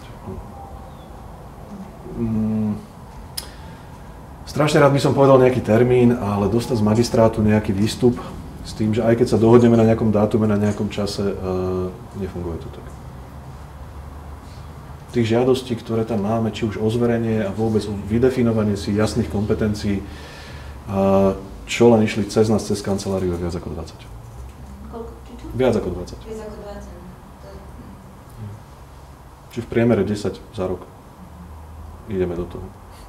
Že potom aj úrad je donútený robiť také veci, že musí ísť do rizika, na mojej ulici proste vyfarbil prechod, lebo som to zažil, čo ja teda uznávam, aj všetci tí ľudia tam. Ale dobre, na druhej strane ho niekto môže napadnúť, že ako to, že si to namaloval ten prechod, keď to magistrátny pozemok, hej. Čiže ja to chápem, hej, že ako idú do rizika. S chodníkom, s prechodom prechodcov teraz na Jeseniovej bojujeme 2 roky. Ja si nepamätám teraz presný termín, kedy nám magistrát odpovedal, áno, spravíme to. On tam není.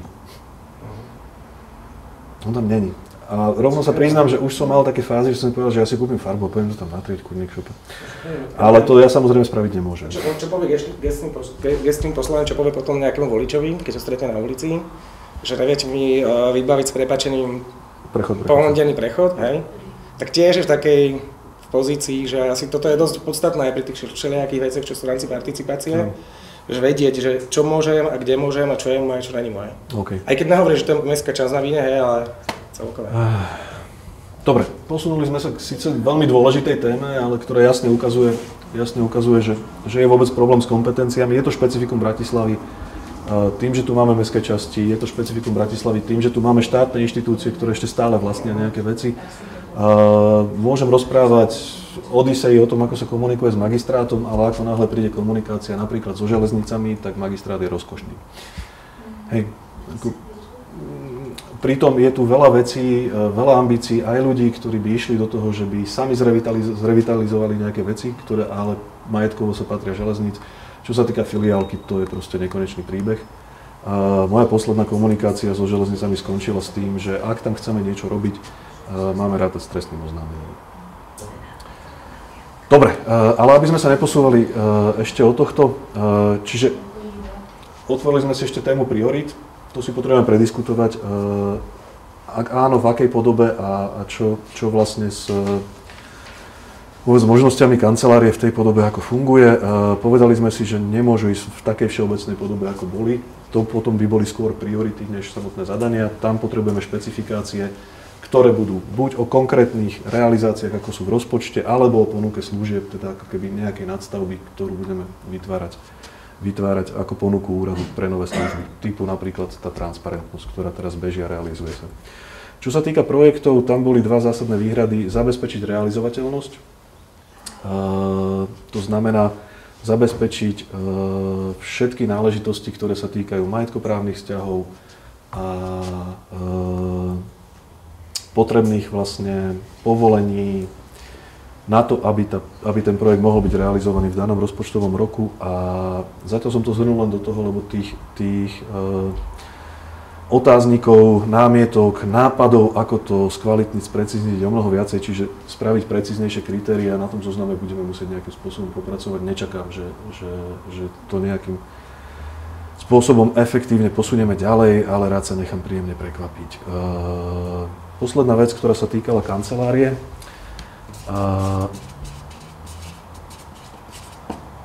Na také tie dristy typu, že sme PR, starostu Kuseho a podobne, nebudem reagovať, to je pod moju úroveň, vydiskutujem si to s kýmkoľvek. Ak by niekoho zaujímalo, nechodím so starostom Kusím, najnovšie chodím s primátorom Trnavy. Ja som jeho človek, predtým som bol už aj z Banskobystrice, no proste som ťažko promiskuitný. Keďže som zakladal participatívny rozpočet na 5 miestach na Slovensku. Čo sa týka cenových relácií, bol by som rád, aj keď sú, aj u teba Tomáš, sadnime si, prezrime si tie dokumenty, neposielajme si 211, keď je to zbytočné. Ja som žiadny 211. Posiela ich niekto iný. Hej, z Londýna. Do uznesenia, že to má byť každoročne predmetom tej správy. Tak. No a tu očakávam, že to bude na zastupiteľstvo. Ja nepotrebujem posielať 211, keď môžem na zastupiteľstvo. Hej, toto si potrebujeme nejak otvoriť, diskutovať. Vonku sme informácie dali, do akej miery je ten projekt low-costový. Áno. Dobre, dotknem sa spôsobu informovania, čiže informovanosť. Tu sme boli vyfackaní z niekoľkých strán a je treba povedať, že do veľkej miery oprávnene. Treba z kritériá, ktoré som prezentoval, to si spomenul ty a potom aj Zuzka veľmi výdatne, potrebujeme upraviť v rámci webovej stránky to takým spôsobom, aby aj to, čo vravel Marek Líška, aby bolo úplne jednoznačné, ktokoľvek to príde, prvýkrát sa chce informovať o participatívnom rozpočte, aby to dostalo veľmi stručne a jednoducho k dispozícii. Druhá kritika, ktorá bola, aby jednoznačne tam boli kritériá. Oni by asi nemali byť iba vo VZDN-ku, ale mali by byť aj potom ľudským jazykom nejak napísané na tom webe. A tretia dôležitá vec, ktorá zaznela aj v rámci diskusí mimo tohto nášho stretnutia je, že okrem správy o činnosti kancelárie je veľmi dôležité, aby na jednom mieste boli zhromaždené kompletné informácie o tom, ako boli realizované projekty, ako boli realizované zadania. Čiže všetky finančné náležitosti, zároveň treba z fotografie typu stavu pred, po, zapojenie cieľovej skupiny, miera ako keby konzumácie toho, čo ten projekt priniesol, a možno ešte nejaké ďalšie kritériá. Toto naozaj chýba. Všetko mohlo byť na webe, tam to sa dalo kliknúť, pozrieť. Na webe to je skôr problémom tá prehľadnosť, hej, lebo tá stránka je naozaj bohatá. Je problémom prehľadnosť a zároveň ako keby nastavenie kritérií tých informovaností tak, že keď si niekto chce pozrieť, ja neviem, projekt z roku 2014, aby našiel proste naozaj kompletnú výstupnú správu, čo sa stalo, ako sa minuli tie peniaze a tak ďalej, tak ďalej. Tu napríklad pri tých občianskych projektoch, kde majú právnu formu dotácie a to je vo VZDN, že každý žiadateľ, ktorý potom aj vyčerpá tú dotáciu, musí predložiť vyúčtovanie a to všetko musí byť na webe, čiže tak, aby to bolo aj s tými ďalšími, tam niekto klikne, ja neviem, vymyslím si oprava bunkra a tam to bude napísané, koľko to dostali, na to použili. To je, hej. Ale okrem, aj aby tam bol ten obsah, aby to bolo jasne informované. Čím viac informácií, tým lepšie. Zuzka. No to je akože tá téma podľa mňa toho webu, že on je ako super, že sa tam dá toľko toho naložiť, ale že aj by to chcelo nejakú už takú,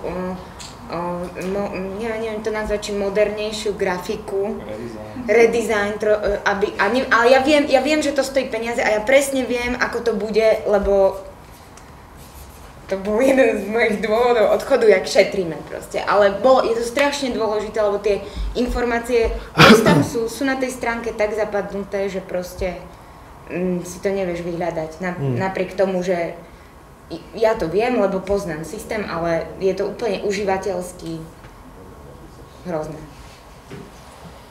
Čiže keď môžete, keď sa to nahráva, pánovi starostovi to prosím spustíte, že treba už do toho investovať ako reálne, naozaj, že to myslí vážne. Lebo už mi to tak nepripadalo často.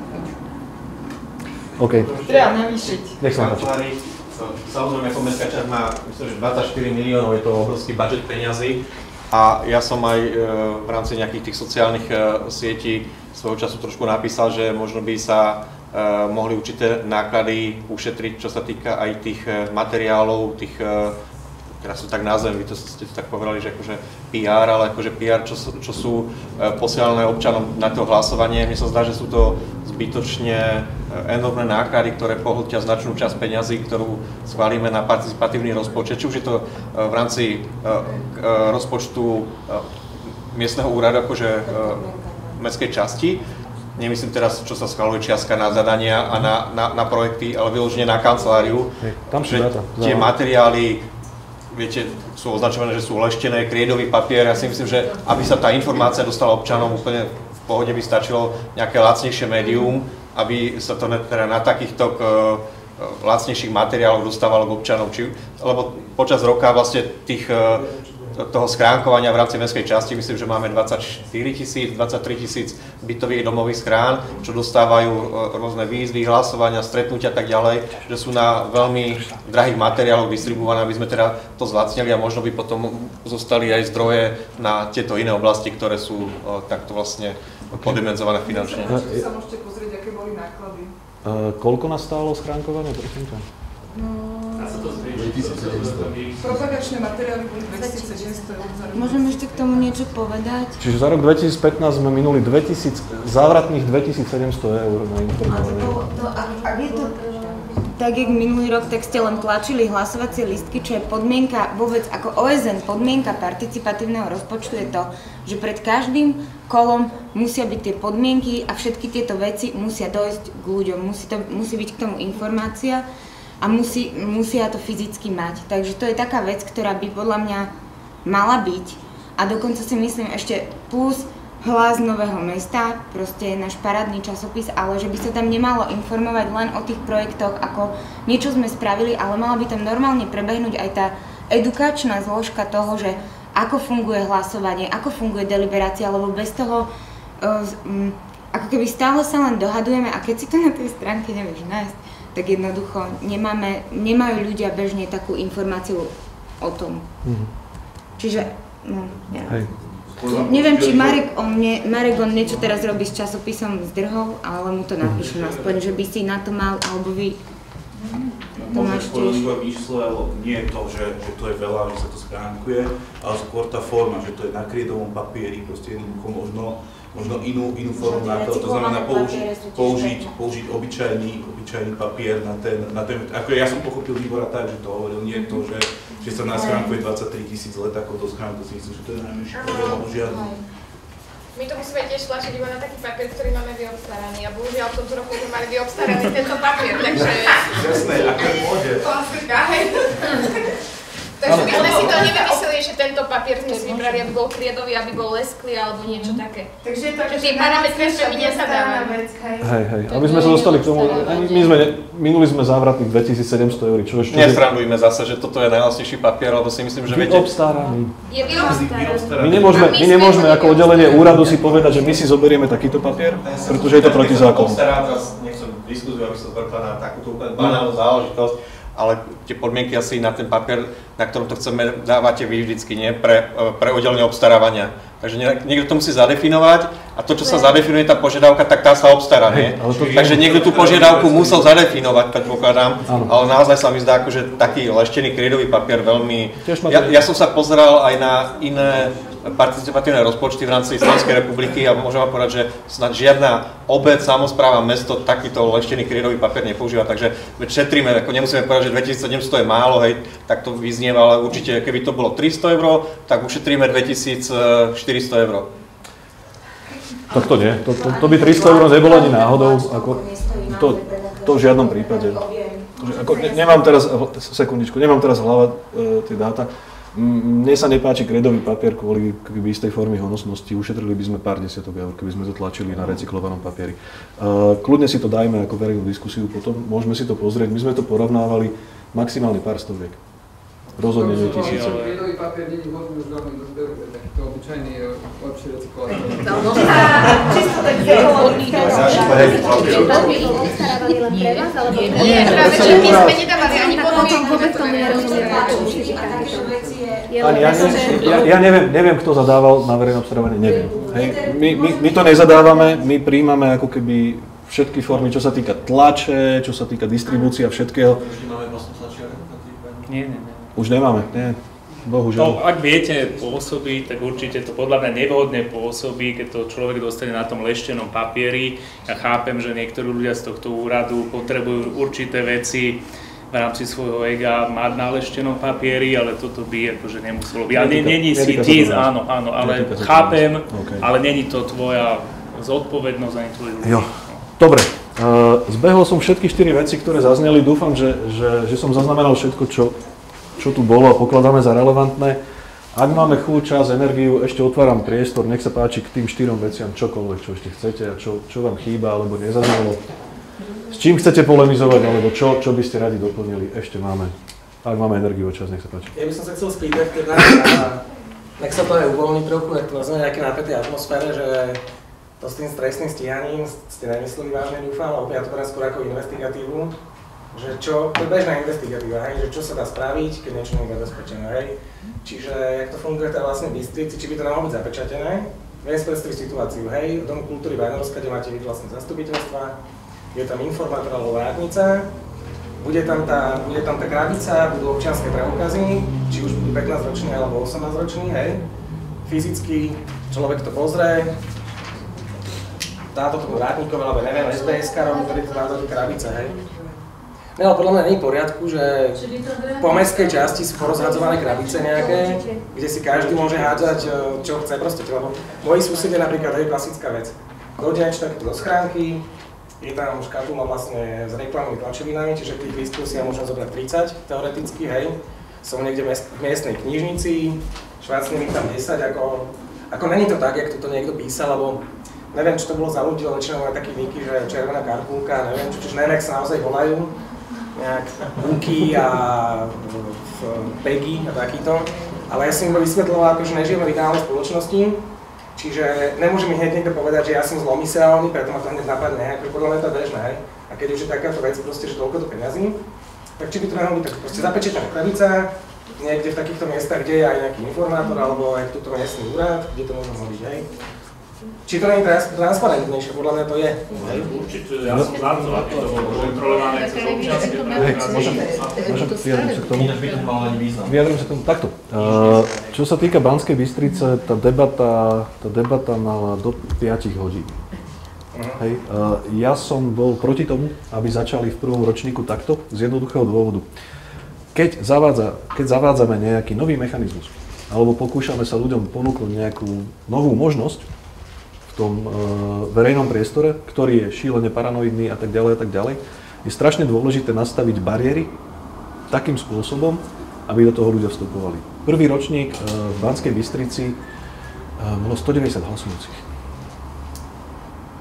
ktorí rozhodovali o 20 000. Preto som aj ja nastojil na tom, aby sme tie bariéry dali strašne dole. Nemám žiaden argument, pretože, ako hovorí Tomáš, ako hovorí pán Gašperík, ako vravíš ty, tých peňazí je už veľa. Jednoducho tú bariéru už postaviť musíme. Pre mňa je otázka, akým spôsobom tú bariéru postavíme. Či to bude o občianskom preukazi, či to bude o zapečatených krabiciach a tak ďalej. Zatiaľ tá debata smeruje k tomu, že to z mojej strany bohužiaľ, ale OK, bude o občianskych preukazoch. A tým pádom aj o nejaké kontrole... Keď sa schváli tých 15 rokov teda, tak či tak budú potrebné, nie? Lebo tak ako identifikujeme, že či je niekto 15 alebo 12 rokov, 13 ročný. Hej. Človek, ktorý bude na to dohliadať. Bohužiaľ sa nám zvýšia náklady vlastne na to, pretože budeme musieť mať človeka, ktorý na to naozaj bude dohliadať. Tak niekto je duplicitné, že hovorím, že informátor vlastne na Vajnorskej napríklad, hej, tuto napríklad, čo je informátor, môže byť ďalšie miesto. Áno. Pani v knižnici, pracovník knižnice. Navýšenie pracovnej náplne, práca s údajmi. To nie je len tak. Áno, bude to výdatné navýšenie nákladov. To je výrazné navýšenie nákladov. A hlavne ľudia tam nebudú chodiť, lebo to je na občianske. Keď sa ušetrí na kredovom papieri, tak môže dostať obie. No, tých 20 eur asi nebude. Tak ja prídem, že sa pravo predaje a to dám, keď sa ide, hej. OK. Mohol pár lístkov zobrať. OK. Smer je jasne daný a uvidíme, čo tu prinesie. A ak sa nám naozaj stane, že tá bariéra bude tak vysoká, že bude problém, tak samozrejme máme dve možnosti.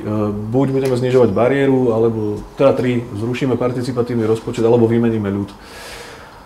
Žiadna iná ďalšia mena nenapadá. Takže nehroďme to teda, že zrušíme, ako to bol návrh iba, hej? Otázka ešte znie, prečo zlučujeme, že tých ľudí, ktorí tu sa vyskytujú v tej mestskej časti a v podstate, čo ja viem, aj keď nemá televíziu, má to byt, za ktorý platí dane, keď pracuje. Aké dane za neplatí? Majú z pozemkov. Hej, on sa platilo.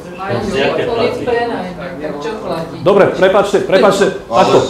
Nie, nemôžete vstúpiť do diskusie bez toho, aby ste sa prihlásili, dobre? A prečo by neplatili? Však a prečo by, čo keď mám byť tuto a nemám tam trvalé bydlisko, lebo ho mám, ja neviem, u susedov. Keď čierny pasažier MHD mal rozhodovať o kvalite MHD alebo niečo. Ale Nové Mesto nedostáva z tých daní nič, pretože jedným... Ale on platí z majetku, teda tie, jak sa to povie, pozemky a tieto veci, z nehnuteľnosti. Ale to keď môžem... No a dá sa... Áno, ale tu sme nehovorili o tom, a môžeme povedať, že keď niekto príde s listom vlastníctva, že má nehnuteľnosť, tak môže sa podieľať na hlasovaní, ale ten človek, ktorý tu má trvalý pobyt, tak jedným z väčšinových príjmov samosprávy je podiel na dani z príjmov fyzických osôb a pokiaľ ten človek má trvalý pobyt v Humennom, tak všetky jeho peniaze z tohto podielu idú do Humenného a on tu využíva verejné služby, čiže ničí vám chodníky, komunikácie, odvoz a likvidácia odpadu, svietenie a tak ďalej. A ľudia, ktorí pracujú a čestne tu bývajú, majú tu trvalé pobyty a ich peniaze idú na chod úradu, tak o tých peniazoch majú rozhodovať ľudia, ktorí proste neprispievajú, tak ja si myslím, že to je minimálne nespravodlivé a s tým ako poslanec Novomešťan nebudem súhlasiť. Okay. Jožo? Sem plno ľudí, ja neviem, tuto na štadión, tak také. To nie plno ľudí, ale tuto do polu sú. Myslím, že to je otázka toho, že jak máme nastavené tú hodnotu, že či nám ide o to, že koľko chceme, aby sa ľudí reálne zapojilo, alebo že či nám ide o to, že kto kde že či si tú hodnotu toho dáme iba v peniazoch, alebo či si ju dáme aj akože nejako ľudskú. Lebo využitie koliby je celomestské. Prečo by o tom mali rozhodovať len? To je presne, jak je diskusia na tému Staré mesto. Prečo by, že je to len staromešťanské a prečo by tam teda nemali sa vyskytovať všetci občania, ktorí sú iní? Konkrétne teraz diskusia o zatváracích hodinách a podobné záležitosti. Napríklad konkrétne Kuchajda, Koliba, Inter a ja neviem, ešte iné sú celomestského významu. Nadmestského významu. Situácia, ako bolo na Račianskom mýte, že niekto tam chcel realizovať nejaký problém, teda nejaký projekt a bol z toho problém, pretože novomešťania to tam nechceli. A tí, ktorí sa skladajú na peniaze, na tie zdroje, tak mali by oni rozhodovať. Ako ja tiež chodím, prepáčte, do Viedne veľmi často a nerozhodujem, nezúčastňujem sa tam volieb a nemôžem tam rozhodovať, čo tam budú robiť a keď sú parlamentné voľby, tak tiež tam nemôžem voliť. Takže ja si myslím, že kto má záujem a tu býva, není problém si tu dať trvalý pobyt a potom bude prispievať na chod komunity a na služby a potom môže aj spolu rozhodovať. Ale sa bavíme o tých ostatných teraz. Keď ste akože pod nájme, alebo keď máte naozaj tu, pracujete tu, tak to je... Teraz sú firmy, ktoré vám zabezpečia trvalý pobyt cez internet, som videl, že to niekde v Rači funguje. To, že nevlastníte tú nehnuteľnosť a ste len nájomníkom nejakej nehnuteľnosti, neznamená, že tu nemusíte na trvalý pobyt. Aj o tých ostatných? Počkaj. Radom. Počkajme chvíľu, dobre. OK, dobre. Stopnem to kľudne v vašom kruhu, môžeme, Jožo? Hej, toto je na... Je to zistené aj zo zahraničia, podložené sociologickými štúdiami, že 2/3 spokojnosti občanov s takýmito participatívnymi a inými podobami rozhodovania sú založené na tom, či oni hodnotia ten proces ako taký, ako férový alebo neférový.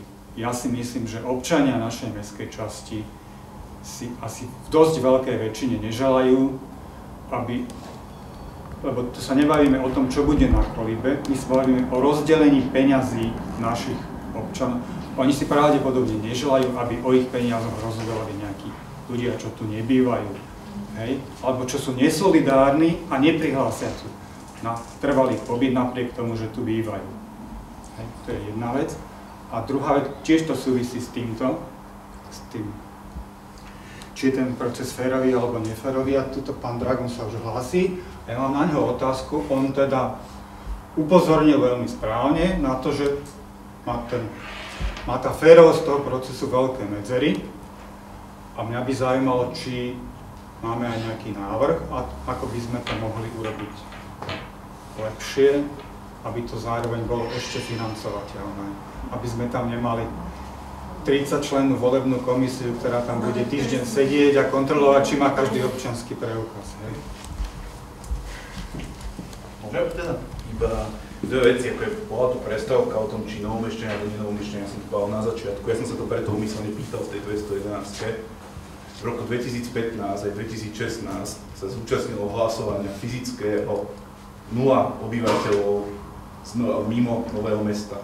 Čiže tu máme, myslím si, jasnú odpoveď toho, či ľudia, ktorí tu nemajú trvalý pobyt, majú záujem alebo nemajú záujem hlasovať. Proste bolo tam 0.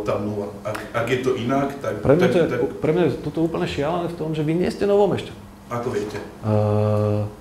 Bývate v detskej izbe v Petržalke. Ako viete? Nie je to tak? Čo keď od včera mám tu? Čo keď od včera mám trvalý pobyt na to dojrovnavé? Tak povedzte. Máte? Nemám ešte. Aha, čiže zrazu to je jedno, ale rozhodovať má iba na vešte. Toto ale pre mňa... ja nerozhodujem o tom procese. Jakže nie? Akože hlas poza Dunaja. A dobre, no ale to... Čiže o procese môžu rozhodovať aj Petržalčania, ale hlasovať budú iba Novomešťania? Ale ja nemôžem, ako môj názor môže byť akceptovaný a nemusí byť. Ja môžem, ako názor môže vysloviť v diskusii snad ktokoľvek, ale akože to je jedna vec. No a toto je... A pán Bielik iba na vašu odpoveď. Tá deliberácia, ten konsenzus.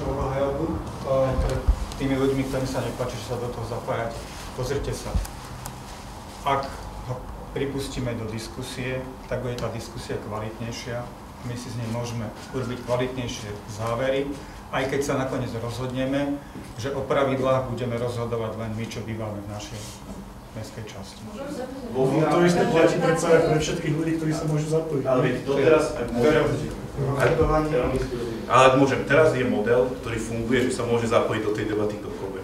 Ak by ste vy od zajtra rozhodli, že len Novomešťania, tak tu bude tabulka len Novomešťania a ja by som nemal trvalý pobyt v Novom Meste stále. Tak mi poviete dovidenia A pán Bielik, iba k tomu, čo ste povedali, tak si dajme na stôl normálne jednoduché číslo. Hlasovanie je, ak sa nemýlim, 3 týždne. Bežalo od do fyzické hlasovanie. Týždeň a pol? Týždeň a pol. Tak si zrátajme číslo, poviem príklad človeka, vrátnika jedného, ktorého posadíme brigádnika na 4 hodiny denne k nejakej urne. Dáme mu 4 € na hodinu, vypočítajme si, aká to je mzda za to obdobie. Čiže hlasovať sa bude dať iba 4 hodiny denne? A ja hovorím príklad. V Banskej Bystrici to funguje na jednom mieste. Príklad, ale to je tá... Ale tam to práve nefunguje. To nie je príklad, kde to funguje. Ale ani v Novom Oni sú tam nešťastní tí ľudia, že im to tam poriadne nefunguje. To nie je funkčný príklad. Ale ja hovorím príklad, ktorý poznám a hovorím svoj návrh. Alebo dajme 3 miesta. Dajme na Kolibe, dajme sem, dajme v Dimitrovke 3 miesta. Dajme 3 ľudí, určíme čas, odkedy sa dá hlasovať a neverím, že teta v knižnici, ktorá tam robí, jej bude povedané, že budete okrem roboty, ktorú robíte, robiť toto a vo finále na konci mesiaca dostane k platu 50 € odmenu alebo 60 € odmenu, rovná sa tragédia k rozpočtu Nového Mesta. Ak vidím, dobre, alebo ani dobre nevidím váš rozpočet, viem, že tie čísla boli dosť vysoké a ste mali rezervu, ktorú ste neminuli. Otázka znie, prečo aj z tých ľudí, z tých peniazí, ktoré sú, sa príklad, keď sa to bude robiť na občiansky preukaz, nezaplatí tá odmena tej tete v knižnici, vrátničke a tak ďalej. Na to nemusí byť ďalší človek a nemusí na to dostať extra celý plat. Môže... položky, ktoré sa nedajú minúť inak. To je proste samosprávne rozpočtovanie. Ale starosta prednosta môže určiť odmenu zamestnancovi. Ale keď je to knižnica napríklad, tak tam zase by to išlo... Je to rozpočtová organizácia a tak ďalej, tak ďalej. Skočím, prepáčte, zastavím vás, neviem, či si spokojní s tým návrhom. V nejakej podobe bol, idem ďalej. Ja by som vám chcel povedať, ešte volám sa Andrej Ďumbala, žijem v Ružinove, pracujem v Novom Meste. Ako fyzicky som nehlasoval v participatívnom rozpočte v tomto roku, lebo sa to nedá, lebo som z Ružinova. Internetové hlasovanie je povolené teda aj pre občanov z celej Bratislavy a samozrejme má oveľa menšiu váhu ako občania z Nového Mesta. Len to som chcel povedať, že či o tomto viete, že taká to je info vec. A že prečo by teda nemohli tí ľudia, ktorí tu pracujú v Novom Meste, trávia tu čas proste 10 hodín denne, dávajú tu svoje nejaké dobrovoľné hodiny do týchto projektov, sú síce z Ružinova, a tie právnické firmy dávajú dane do Nového Mesta napríklad. Nedávajú? Daň z príjmu právnických osôb sa nerozdeľuje pre jednotlivé samosprávy. Takže nie, nedostávate nič. Máte daň z príjmov fyzických osôb, sa podielovo delí podľa toho, kde máte trvalý pobyt. Takže bohužiaľ tie firmy a to, že tu niekto, prepáčte, akože to, že tu niekto pracuje, to je síce v poriadku, ja predpokladám, že pracuje, to znamená, že dojde do práce, vykonáva tam prospech niekoho nejakú prácu, potom ide MHD alebo svojím autom ide niekde domov, takže sa tu nezdržuje a hovorím a opakujem, sú tu peniaze Novomešťanov, ktorí sa na to skladajú a tie peniaze by mali byť užité transparentným spôsobom tak, ako si želajú Novomešťania. Okay. Martina? No, takisto ako Ďumbo povedal, ja bývam v Starom Meste a tu pracujem a stále sa tu bavíme do kolečka o tom, že stále sa jedná o peniaze Novomešťanov, ale rada by som to poňala z toho iného hľadiska, z toho ľudského, pretože tento verejný priestor sa týka aj mňa, trávim tu väčšinu svojho denného času. Nechcem sa sem presťahovať, ja som spokojná tam, kde som, ale pracujem tu, chodím tu na bicykli, chodím na kuchajdu a mňa sa tento verejný priestor takisto týka. A rada o tom jednoducho budem hlasovať, čo by som nechcela v tejto časti spraviť lepšie. Takže tak. Viete, ale to ako keby sa moja rodina poskladala, že si ideme v záhradke robiť, ju upraviť a vy dojdete a budete chcieť mi rozprávať, pretože chodíte okolo mojej záhradky, kde máme dať stromček. Takže akože prepáčte a myslím si, že Peťo, ja poprosím, aby to nebola osobná diskusia, čo sa týka Míra Draguna. Ja naozaj neviem, kde má Míro momentálne trvalý pobyt, ale podľa toho, čo ste vy tu povedali, tak doteraz ste nastavovali kritéria vy ako kancelária, nie my poslanci, lebo by sme konkrétne kritéria neschvaľovali a neviem, kto z vás tu má trvalý pobyt. Takže doteraz tie kritéria všetky väčšinovo sa nastavovali mimo Novomešťanov. To si myslím, že keď poviem... Dve kritéria sú od teba? Ale do budúceho roku. Do kritéria, ako sa bude hlasovať, akým spôsobom sa môžu dávať, nič nebolo takéto schválené na zastupiteľstve. Takéto nebolo. To znamená, že kritéria ste momentálne nastavovali, tie peniaze, ktoré sa užívali doteraz, ste nastavovali vy, ktorí nie ste Novomešťania. To si myslím, že to asi bude. Čiže keď vy ste dokázali a mohli ste nastaviť kritéria, na základe ktorých sa minuli verejné zdroje v sume X, tak ja nemyslím si, prečo by Miro nemohol dojsť a nemohol by vyjadriť nejaký svoj názor. Samozrejme, keď si povieme, že budú hlasovať len Novomešťania, tak ho nebudeme hlasovať. Môžem sa ešte vrátiť k jednému takému závažnému aspektu? Prepáčte, dávam slovo, Jožo sa ešte hlásil. No, ja som len chcel povedať, akože to ešte není Novomešťania, neberte to naozaj osobne. Určite budeme, väčšina z nás minimálne radi, keď sa do toho procesu zapojíte svojimi návrhmi, aj projektami, hej, lebo môžete aj v našej mestskej časti realizovať projekt, napriek tomu, že nie ste z tejto mestskej časti. Ale myslím si, že naozaj je férové, keď o tom potom rozhodnú tí obyvateľia. OK, ďakujem, nech sa páči. Chcem sa spýtať, lebo pol hodinu tu ide nejaká diskusia, či Novomešťan alebo nenovomešťan, ale nadvážem na ten fakt, ktorý tu oznel zo strany pána Draguňa, že si vyžiadal od vás, akože z kancelárie informáciu, že ste odpovedali, že nie percent, ale 0 fyzických počet jednotiek, že nikto z mimo Nového Mesta nehlasoval. Takže keď asi doposiaľ nebol takýto záujem, a nebolo to ani reálom, ani praxou, že by hlasovali iní obyvateľia ako obyvateľia Nového Mesta, tak na čo potrebujeme teoreticky riešiť, pokiaľ sa vlastne stalo, že za celé obdobie vlastne žiadny takýto fyzický hlas nebol rozdaný. Hlasovali v internetovom, kde mali polovičnú váhu. A prečo mali polovičnú váhu?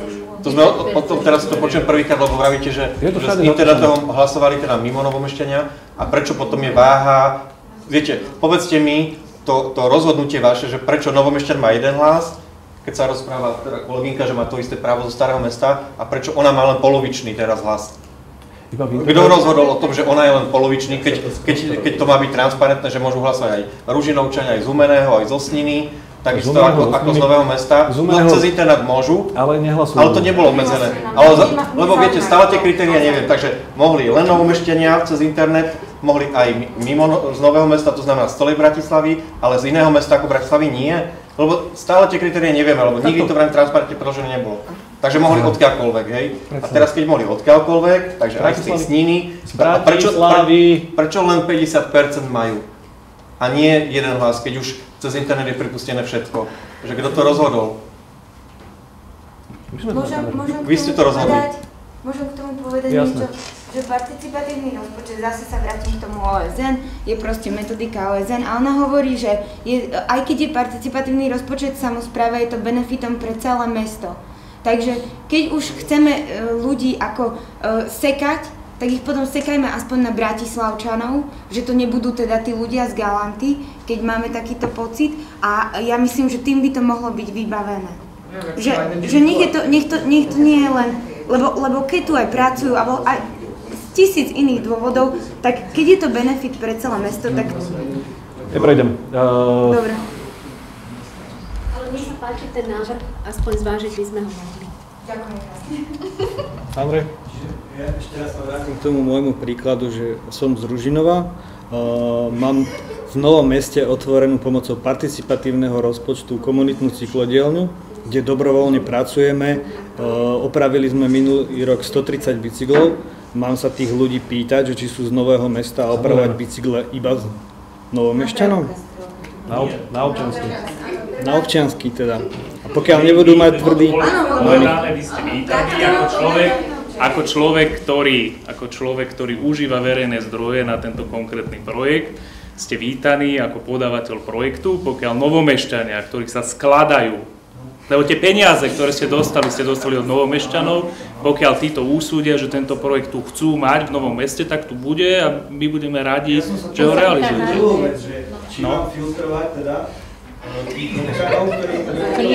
Ja vám poviem, že ja osobne by som bol rád, pretože aby sa opravoval bicykel, aby sa za peniaze, no prepáčte, ale ja napríklad mám veľa známych, ktorí pracujú, nemajú čas ani sem prísť, priatelia, pretože pracujú 12, niektorí 16 hodín denne, tí si nemôžu dať u vás opraviť bicykel. Možno ten, ktorý nepracuje, tak si u vás ten bicykel, aj keď je, ja neviem, z inej mestskej časti, môže dať opraviť.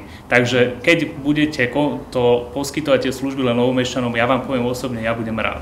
Ale je to na vás, lebo neviem, či to bolo súčasťou toho projektu. Tie služby poskytujem dobrovoľne a ďalší moji kolegovia a poskytujem im všetkým a v mojom voľnom čase a aj večer, takže neviem, či mám filtrovať za to, že...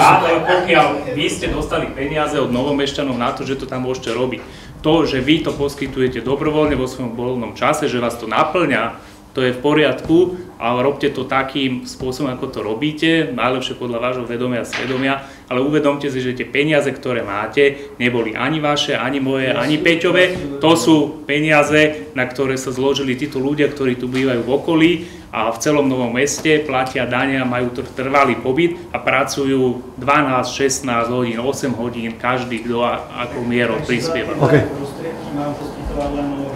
Ale nie, ale na začiatku bolo napísané alebo v tej prezentácii, že priorita celého participatívneho rozpočtu má byť prioritne pre potreby Novomešťanov, že ako benefit má byť pre Novomešťanov. Tak som sa tam povedal. Vy to dáte, keď budete žiadať opätovne. Vy ste vstúpili do toho procesu na základe nejakých kritérií, ktoré nedali poslanci, ktoré dala kancelária. Takže vy pracujete podľa tých kritérií, keď sa budete opätovne do tohto procesu zapájať, tak zverejnite vo svojom projekte a tam môžete dať, bude to len pre Novomešťanov, bude to mimo a ľudia rozhodnú, proste buď vám dajú zelenú, alebo vám nedajú. Dali naplno túto, potom Stano. Nech sa páči. Ja by som сказал len k tomu, že niečo také proaktívne, lebo nevidím do toho procesu priamo, že jak to funguje na schéme úradu. Ale celkovo tie tlačoviny, printy a takéto veci sú už dosť na ústupe, ako v našej generácii, ale všeobecne, hej, že prídete domov, máte plnú schránku, vidíte, že to není list, vyhodíte to. A sami teraz vidíte, že parlamentné voľby, prezidentské voľby proste vyhrávajú sociálne siete viac menej, hej. A tá reklama na Facebooku napríklad je neuveriteľne lacná a dá sa zacieliť, hej. Dá sa zacieliť na konkrétne miesto, dá sa zacieliť na Bratislavu, dá sa zacieliť vekovo dokonca, hej. Či není možno lepšie využiť alebo skúsiť niečo také, ako je boosting, hej, v rámci Facebooku. Neviem, či to dovolujú nejaké pravidlá teda v rámci úradu. Lebo je to efektívnejšie, hlavne pre mladú generáciu, je to určite efektívnejšie. Je to nejakým spôsobom uchopiteľnejšie ako nejaké papiere v schránkach, hej. Ja ale neviem, že jak to funguje, či môže úrad ako taký platiť reklamu napríklad boosting, lebo ten je lacný, on je strašne lacný, hej. Tam sa dá 60 000 ľudí zachytiť za pár desiatok eur, vieš. Môžem na toto reagovať. Tento boosting som spravila, bolo to z mojich vlastných peňazí, pretože vybaviť na úrade niečo takto banálne by bolo fakt, že na behačku. Na 2 dní roboty. Zaplatila som to vlastne z mojich vlastných peňazí a na margo toho, že ako to má percentuálnu úspešnosť veľmi malú. Bohužiaľ veľmi malú. Čiže mala si tam ten zásah nejaký výčet. Presne. Bolo to veľmi nízke, že bola som z toho až sklamaná. Takto, aby bolo, ešte Zuzka, nech tam priestor, aby bolo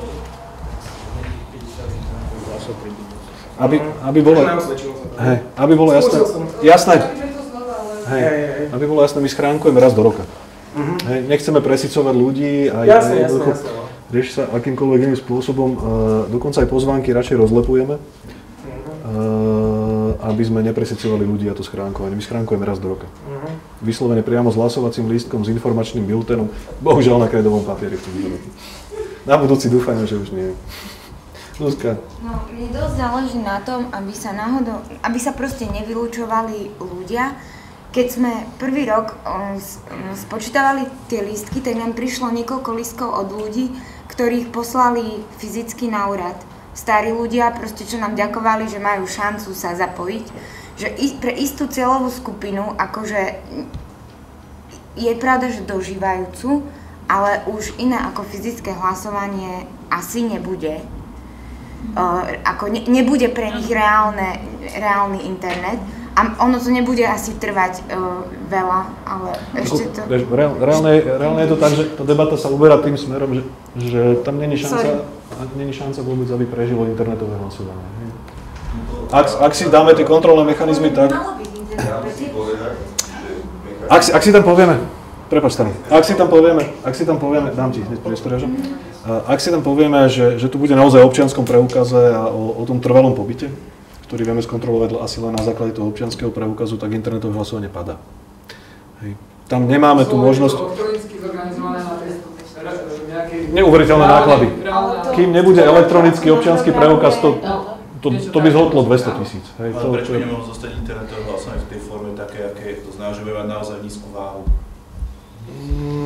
Ak si povieme, že ten kontrolný mechanizmus bude na občiansky a na trvalý pobyt, my ho nemáme ako kontrolovať. Ale my sme, pokiaľ sme sa doteraz bavili o fyzickom hlasovaní, ktoré by bolo na občiansky preukaz. To ešte, aspoň pokiaľ viem, k hlasovaniu elektronickému sme sa nedostali. A ja som to povedal niekoľkokrát, že pri elektronickom hlasovaní, aj som to napísal v mojom blogu, vidím aj teraz ten benefit, že naozaj tá hodnota je relatívne nízka toho percenta, ktorá je, lebo naozaj teraz môžem ja, moji rodičia, moja sestra, kdokoľvek si doma sadnúť počítaču, alebo niekto, nejaký môj kamarát z Humenného, síce to nemám veľa kamarátov, to je jedno.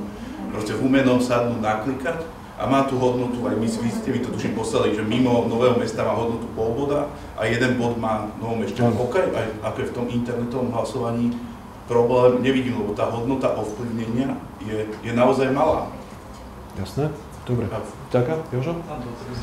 Aha, Stano, ty si bol predtým, pardon. Som chcel len to, že nie je pravda, že nebolo schválené žiaden mechanizmus, lebo to je mechanizmus schválené rozpočtu, ktorý bol schválený miestnym zastupiteľstvom 3.6.2014. Hej. A tam je rozpísané hlasovanie, ktoré sa skladá z verejného zvažovania a z hlasovania fyzického a internetového. Keď si pozriete ten materiál, tak tam sú spomínaní občania Nového Mesta, no, prečítajte to? Občania Nového Mesta, občania Nového Mesta od veku 15 rokov, čiže doteraz by mohli hlasovať iba tí, ktorí tu majú trvalý pobyt, pretože občania, respektíve to je aj tak zle, to malo byť obyvatelia, sú tí, ktorí tu majú, trvalý pobyt, takže je tam písané, že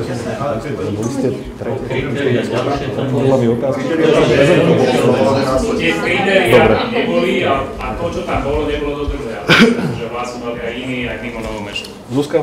Mohli by sme si len tak akože čisto procesne dať na nejakú chvíľu pauzu a ja neviem, že či chceme dojsť dneska všetky tieto body, alebo sa to urobí tak, že sa tieto pracovné skupiny budú...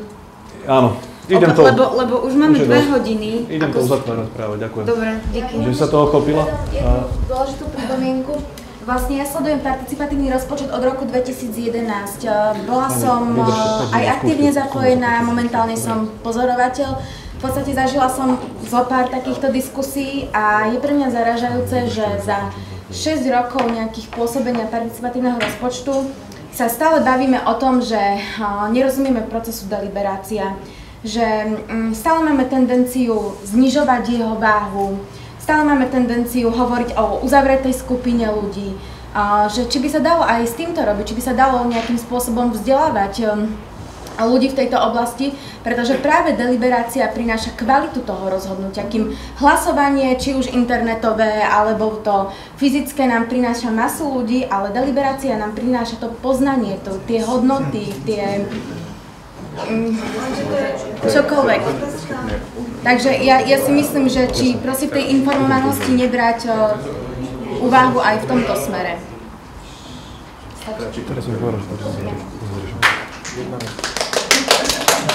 Ďakujem všetkým, ktorí do toho vniesli či už námietky, pripomienky, snahu o to skvalitniť a zlepšiť celý proces. Ďakujem za vašu účasť. Veľká vďaka.